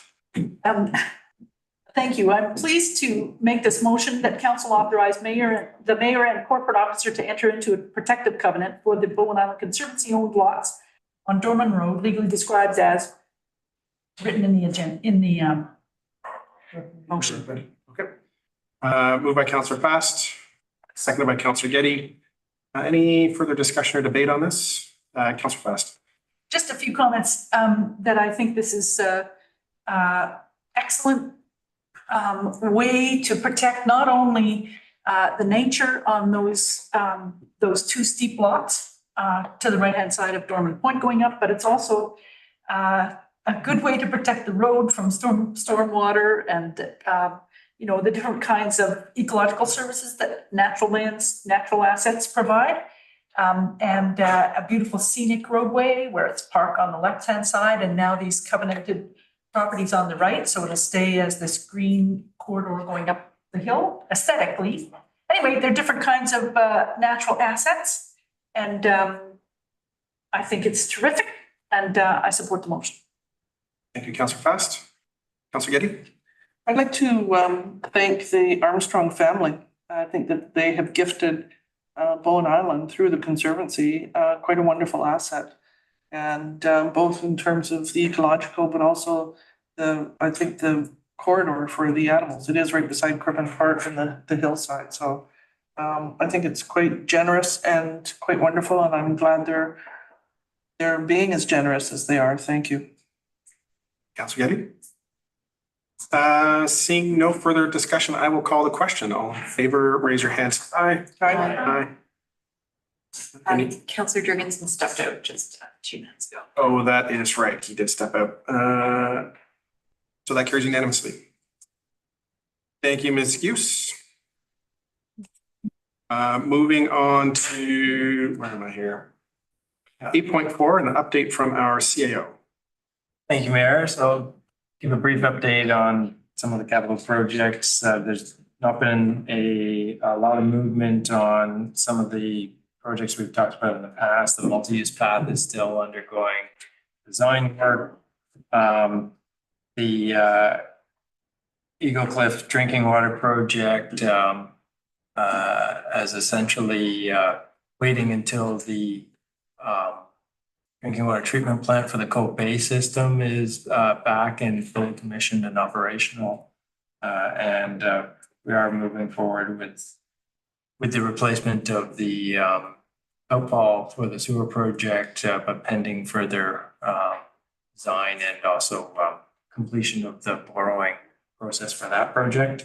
In terms of the community center, we finally seeing a roof going on, which is good news. There will be a bit of a delay as they're working out some of the detailed elements in the valley on the backside of the roof that we can't see from the road. So hopefully there's not too much of a stall, because we don't want to see that stalled any longer than it needs to be.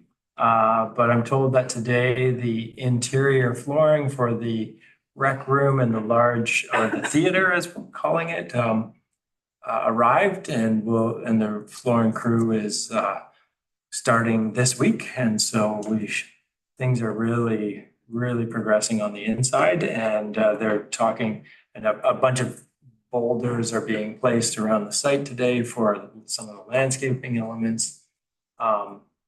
one piece that needs to be addressed is the actual property line of the project of the site crosses over the corner of the soccer field. And we've done quite a bit of rejigging of the design so as to not interrupt the soccer field at all. But there is a very small corner, only about like a 5-foot depth at the greatest size of a triangle of that soccer field that will need to be sort of taken back to accommodate for the road entryway, and so there may need to be a rejigging of that fence line. And we're going to be talking with the school more about this. But I know that may get some folks concerned, but I want to assure everybody that it's a very, very small triangle of the corner of the soccer field that wouldn't interrupt the actual size of the soccer field. But otherwise, things seem to be progressing nicely. We should be getting an updated schedule this week.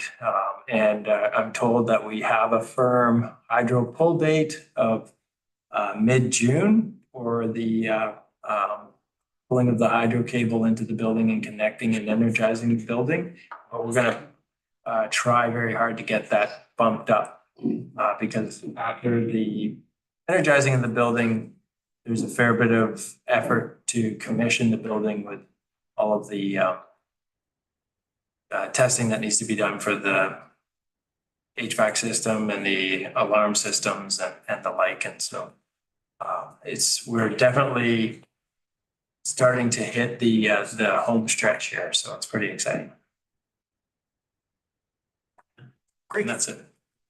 Councillor Getty. Any news on the water treatment? It arrived safely, I heard. Yes, it is. It's in London, and we're trying to get an update directly from the company about the state of the plant from their perspective. So And when they're going to do the factory test that we get to witness?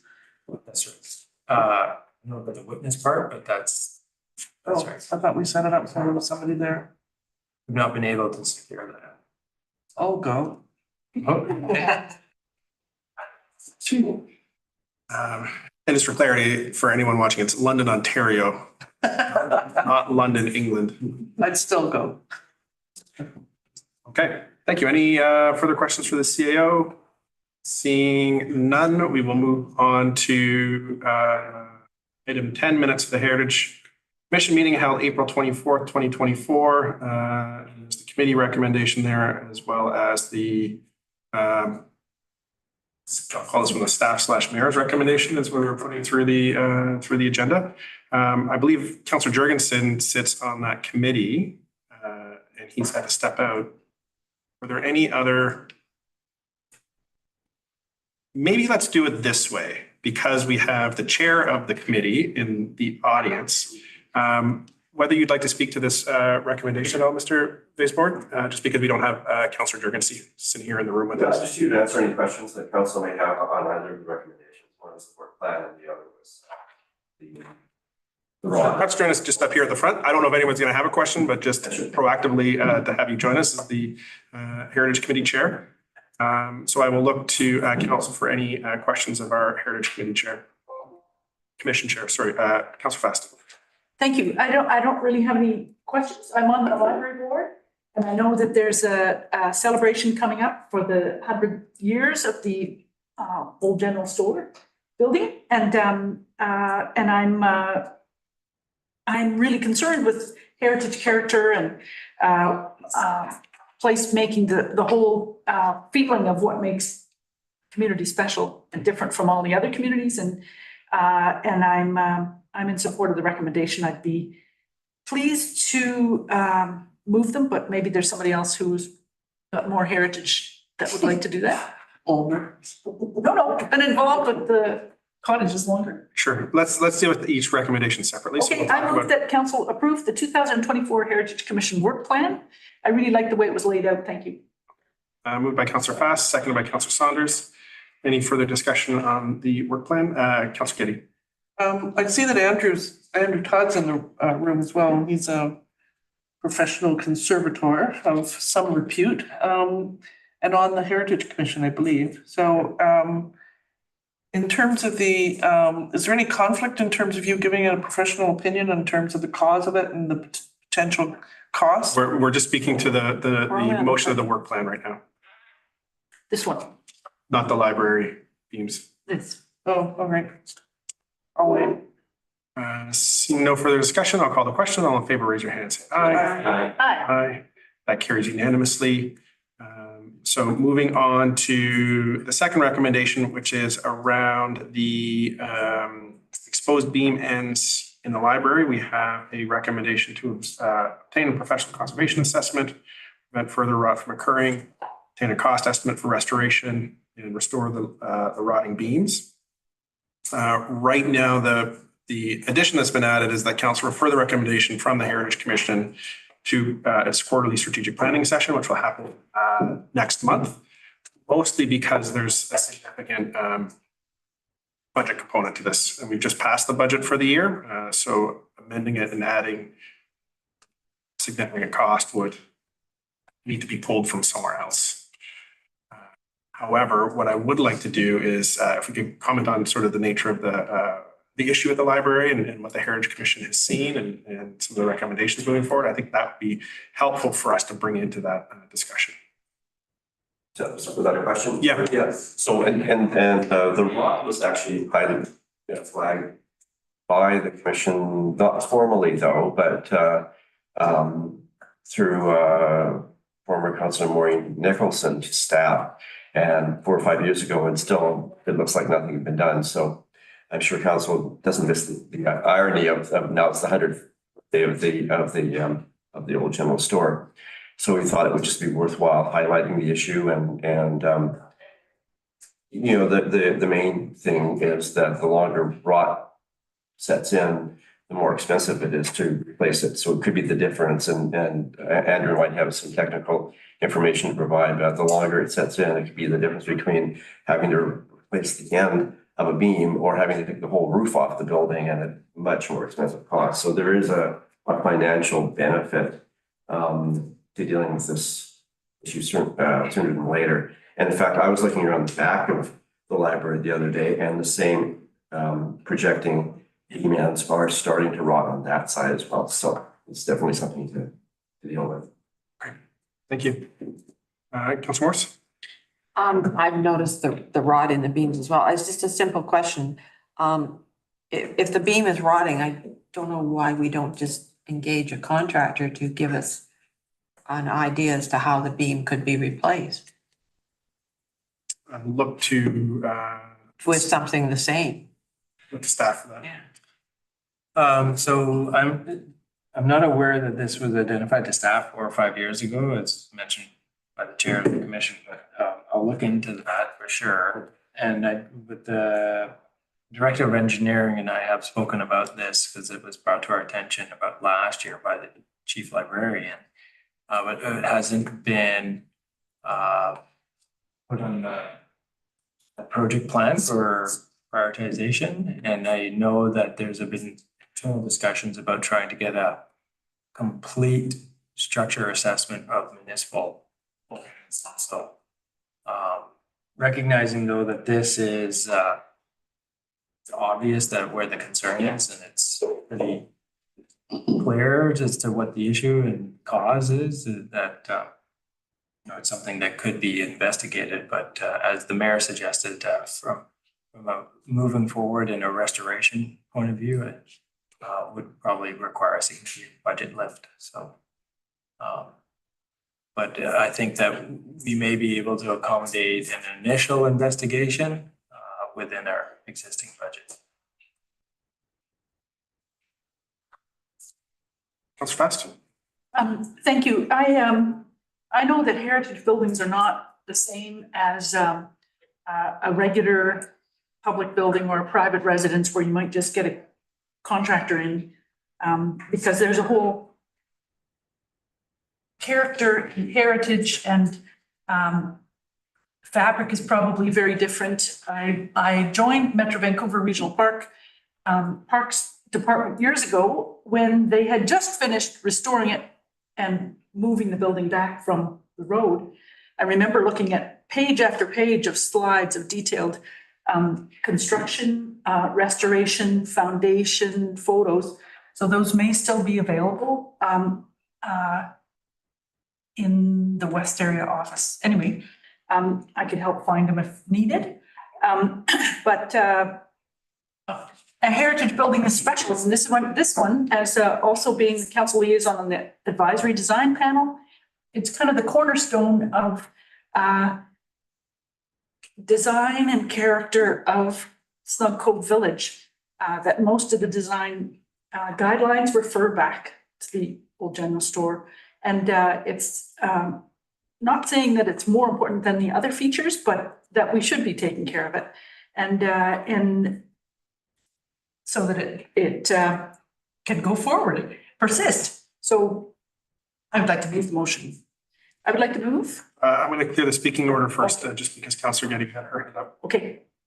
You've mentioned considerable budgets, and I don't see that in any of the materials. So I'm wondering what we're thinking of at this point. And, if it's something that is outside our budget plans for the foreseeable future, there's also at least a few, if not some good grant opportunities. So it would be helpful if, in addition to the direction to staff or to the commission, that some outline of the possible funding opportunities and deadlines in terms of what we might have to consider in terms of getting some help and making sure that we apply for whatever's available, both provincially and federally.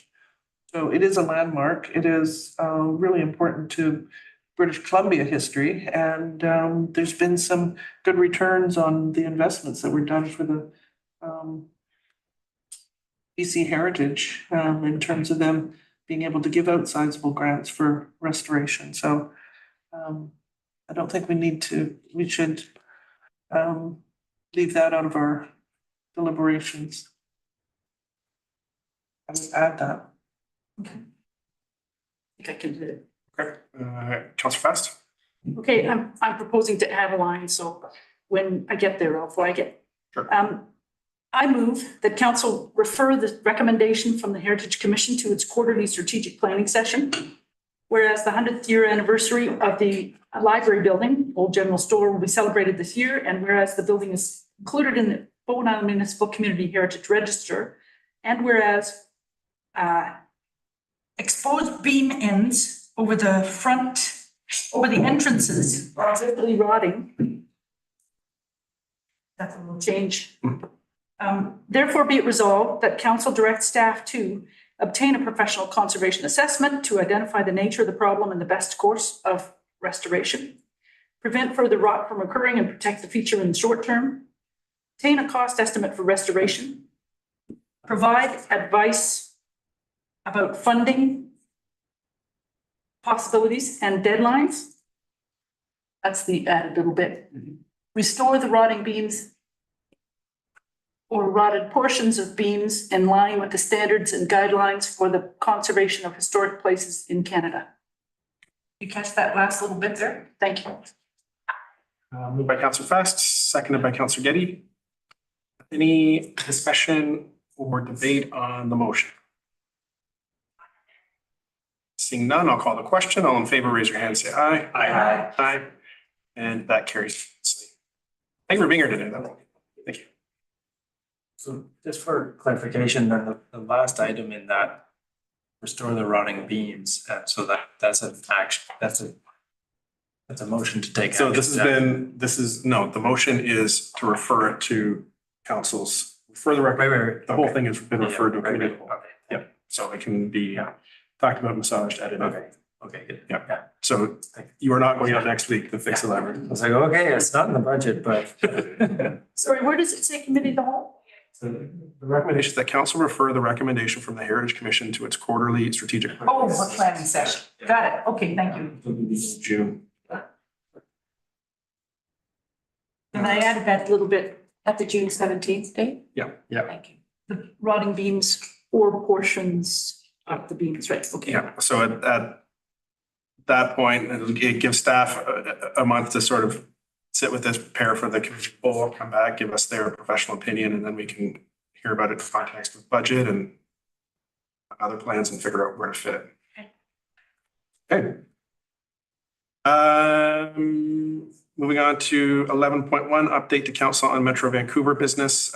So there was a regional parks committee meeting last week. The big pieces of the public agenda were the release of the regional parks annual reports, which I will leave in the office should anybody like it. It's also available by PDF. The other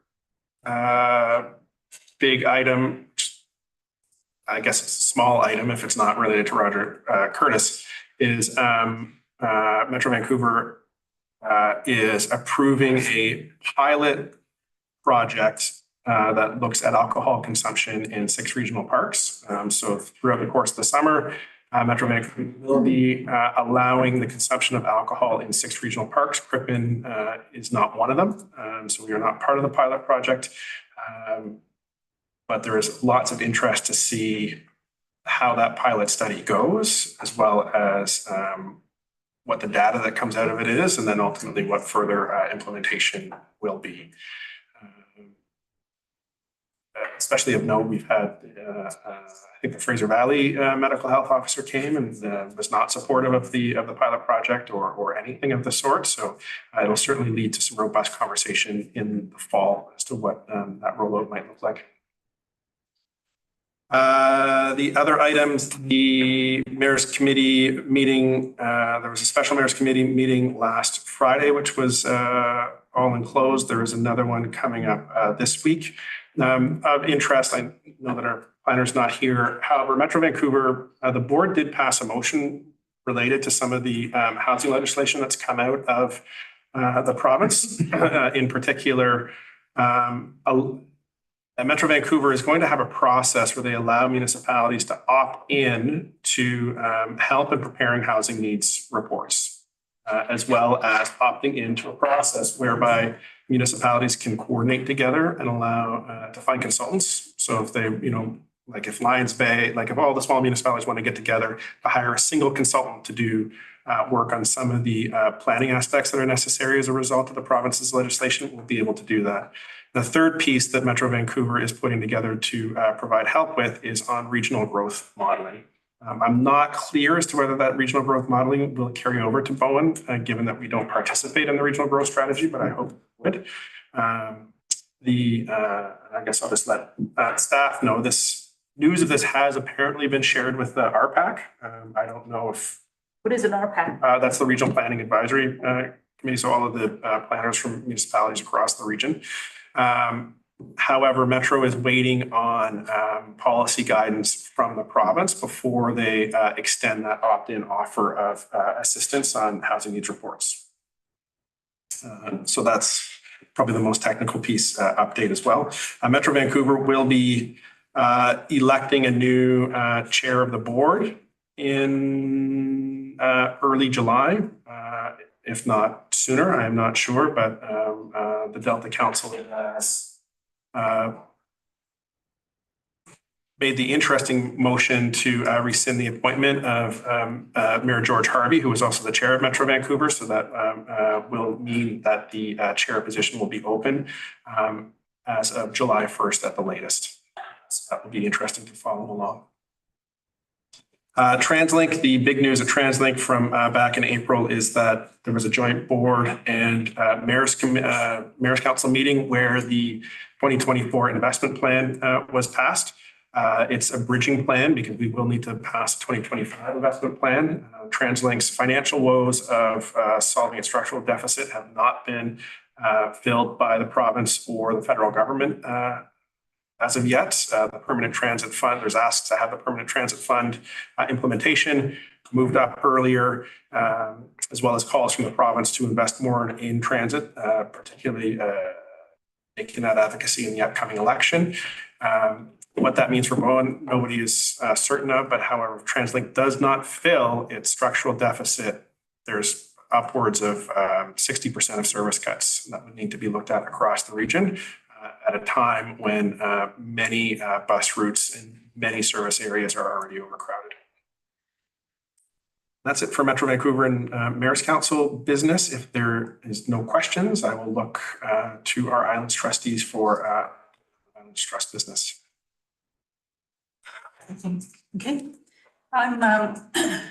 I'd be happy to present in your agenda in 12.2. You'll see kind of an outline of what's been happening recently with one arm of our belonging to the Islands Trust. This is Trust Area Services. So this is all the laid out about the policy statement amendment project, which I'll go into in a minute, stewardship, education, reconciliation, all these things are in there. And so that's one arm, and the Islands Trust Conservancy is another arm, and we heard about them at a previous meeting. So just refer you to that if you're wondering, what do we get from belonging in the Islands Trust? That's one of the ways to find out. The Islands 2050 is the name of the trust policy statement update. So that's been in the works for 30 years. This is the OCP overall, the island OCPs. And May the 30th is a week that you may want to put in your agenda if you want to watch the project get introduced at a committee of the whole of Trust Council, which is just beginning to do committees of the whole. It hasn't had that function before. And you might, and I sent an email pointing to some of the materials on the website available to everybody and publicly, including how Squamish Nation's preliminary comments on the draft policy statement, thinking that it might be useful to us on voting. So I can provide more information about that, or you can find it at islandstrust.bc.ca. And then just to let people know, there's a legislative report, 12.1 in the package, which has all kinds of interesting changes happening in legislation. Everything from the Heritage Conservation Act, Canada Water Act, these are things that are coming, changes to Crown land timber harvesting. I won't go through them all, but it ends up with Sunshine Coast Forest Landscape Plan. So there are all kinds of things happening around us that we may want to keep an eye on, and you can do that in the Islands Trust legislative monitoring thing. That's 12.1 in the agenda. And then finally, Trust Council is coming up June 18th to the 20th. It'll be on Salt Spring Island, and anybody's welcome to Zoom into that or watch it on the live stream, where you can come in person if you want to come to Salt Spring to present, for example, as a delegation. That's always welcome. Thank you. Over to my compatriot here.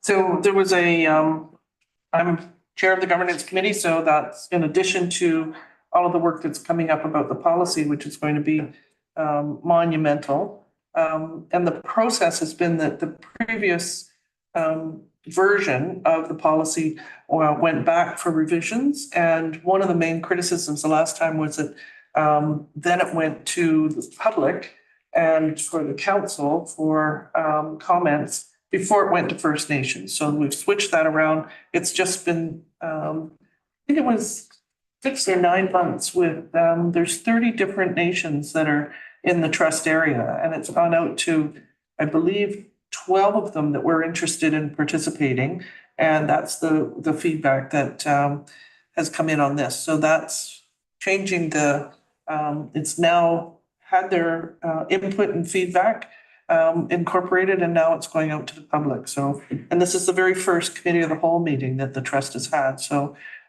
they came to one of our committee of the whole meetings and liked the process and are trying it out. So this is a really good way to have a general discussion, and there's some kinks in terms of how to manage it, what the process is, but I think it's going to be very interesting. So what came up, a number of items that we dealt with in the governance committee this morning. One of them is we've been working on for a couple of years. It was a letter that went out in the very end of the last term of the Trust Council to the ministry, asking for a formal province-wide review of the trust and its mandate and the structure. And that was, we got a very curt, short reply from the minister in terms of you have to be more specific. And so people have been thinking about that, and we've worked through a number of significant priorities, and now we're at the point of trying to figure out what it exactly is, what are the specifics that we want to talk to the province about, and we're reminded that we've got a September council meeting, and that's the last meeting that we're gonna have before the provincial election. So I'm reminded for us, the UBCM is September the 16th to the 20th, and the provincial election is October the 19th. So everything is going to be in flux and campaigning in full steam ahead. So if there's issues that we want to talk about with respect to the trust, it's not a bad time to think of ways of generating some feedback from all of the candidates and getting some interest in terms of both getting more help from the provincial government for the expanded mandate and financially and legislatively in terms of trying to figure out what is the best form of governance. So we've got 26 trustees now representing groups of islands, some of which have a population of over 10,000, and some of them have a population of 600. Some of them have a land mass that's big and green, and others are heavily populated. So it's a wide range in the federation, and whether or not people on Salt Spring feel that they're adequately represented by two trustees are some fairly significant democracy kinds of questions that we have to deal with. So lots going on with respect to governance. It's an interesting committee to try to run herd on, but everybody likes a challenge, so it's working.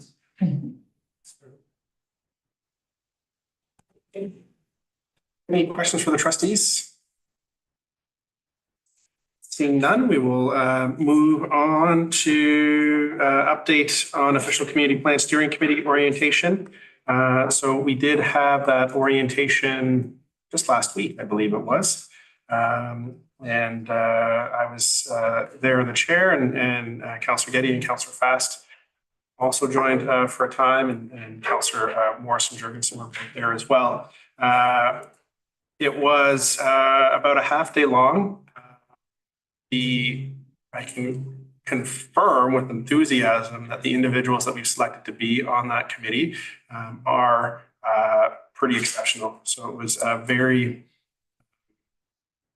both interesting and heartening to hear their introductions around the table and what called them to be a part of the committee and what it is that they would like to contribute, as well as hearing the depth of experience, the depth of background that exists across that committee. Most of the discussion at the committee focused on orienting new committee members as to what the committee means, what it is that we're going to do, what the terms of reference is, and leveling the playing field, because we have some of those members that have sat on committees already and some of them that are brand new. You know, how does the kind of governance policy work and meetings work and conflicts of interest in some of those technical points. Where it left off is where the next committee meeting is going to go is looking at in depth some of the detail that we need to look at as part of the new official community plan, as well as what sorts of trainings and speakers and expert topics do we need to bring in assistance on, given that we have tasked them with looking at the new community plan through the lens of sustainability and reconciliation and circular economies. And that's where we are now. Anything that you'd like to add, Councillor Morris or Councillor Jurgensen? No, I don't think so. Okay. Quick question on that. I'm sure this is done at some time, but what's the timeline for that? Is there an expectation that all of that work will be complete, like the revision of the OCP, by the end of this term? Oh, by September. Oh, really? No. It'll be a couple of years. Yeah. But the expectation by end of term. Okay, good. Thanks. I just heard Councillor Jurgensen unmuted, so I'll go Councillor Jurgensen followed by Councillor Wake. No, I was just wanting to echo that I was quite impressed by the amount of talent around that table and really looking forward to the process.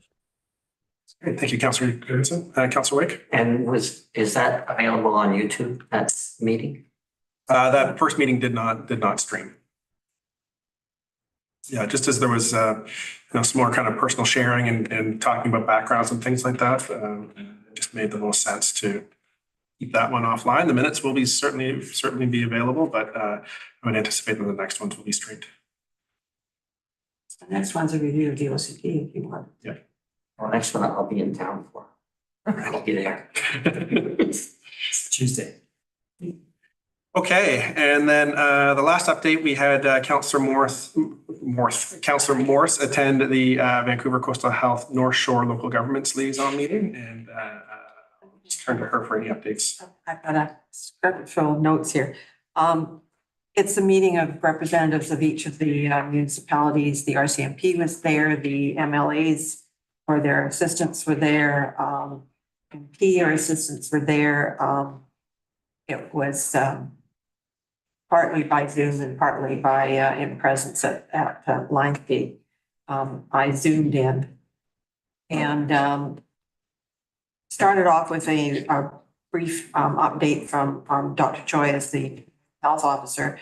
And one of the things she noted was that all the press you're seeing about the all the TV related press for decriminalization and all the hospital issues, those have not been happening at Lionsgate. So that was good to know. They are concerned with heat dome summer coming up and that kind of thing. But because have so many trees and things around our houses and we're not, it's easy for us to get out into the forest to cool down or get to a beach, things like that, unlike people that are living in high rises in the North Shore. So I think we're good in that stead. A lot of the discussion was on the, got an update on the new hospital addition, and they're hoping it'll be finished and occupied in October. So that's what she said. There's 2 extra operating rooms out of it. They're moving all the operating rooms into the new wing, but they're keeping 2 of the old. They had 8, now there's going to be 8 in the new wing, and they're going to keep 2 of the 8 that were in the old wing still functioning. So I guess those would be more attached to emergency. So lots of moving around, better beds and rooms and things like that. So the big thing that came out of that is now that the hospital's built, they're doing a whole visioning exercise of how what they're calling the Lionsgate campus is going to operate and be in the future. That kicked off on May the 6th. Sophie's going to help with getting the word out here because they've got surveys they want the public to complete.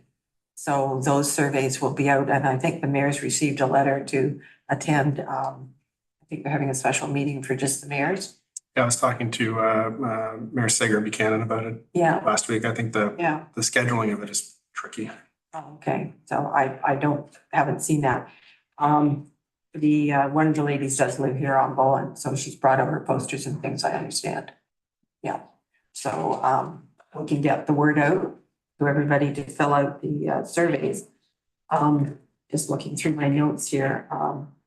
We have a new director for BC Ambulance for the North Shore. And new director for Mental Health and Addiction Services in the North Shore. There was a special use wing in the Hope Center, which is being rejigged. So more for the 17 to 25 age group rather than the youth group. So that's and then they've got a dedicated space in the hospital now. So for people coming back to work, there's a breastfeeding location for the moms. So that's good. And yes, the Paul Myers Tire is slated to be completed end of October. And then there'll be a commissioning period. So I don't know if there'll be anybody in there for first little bit. First patient slated for March of 2025. So they get in and get it set up. And there's all sorts of, there's be an extra MRI machine because of that and MRI. So that's good. Some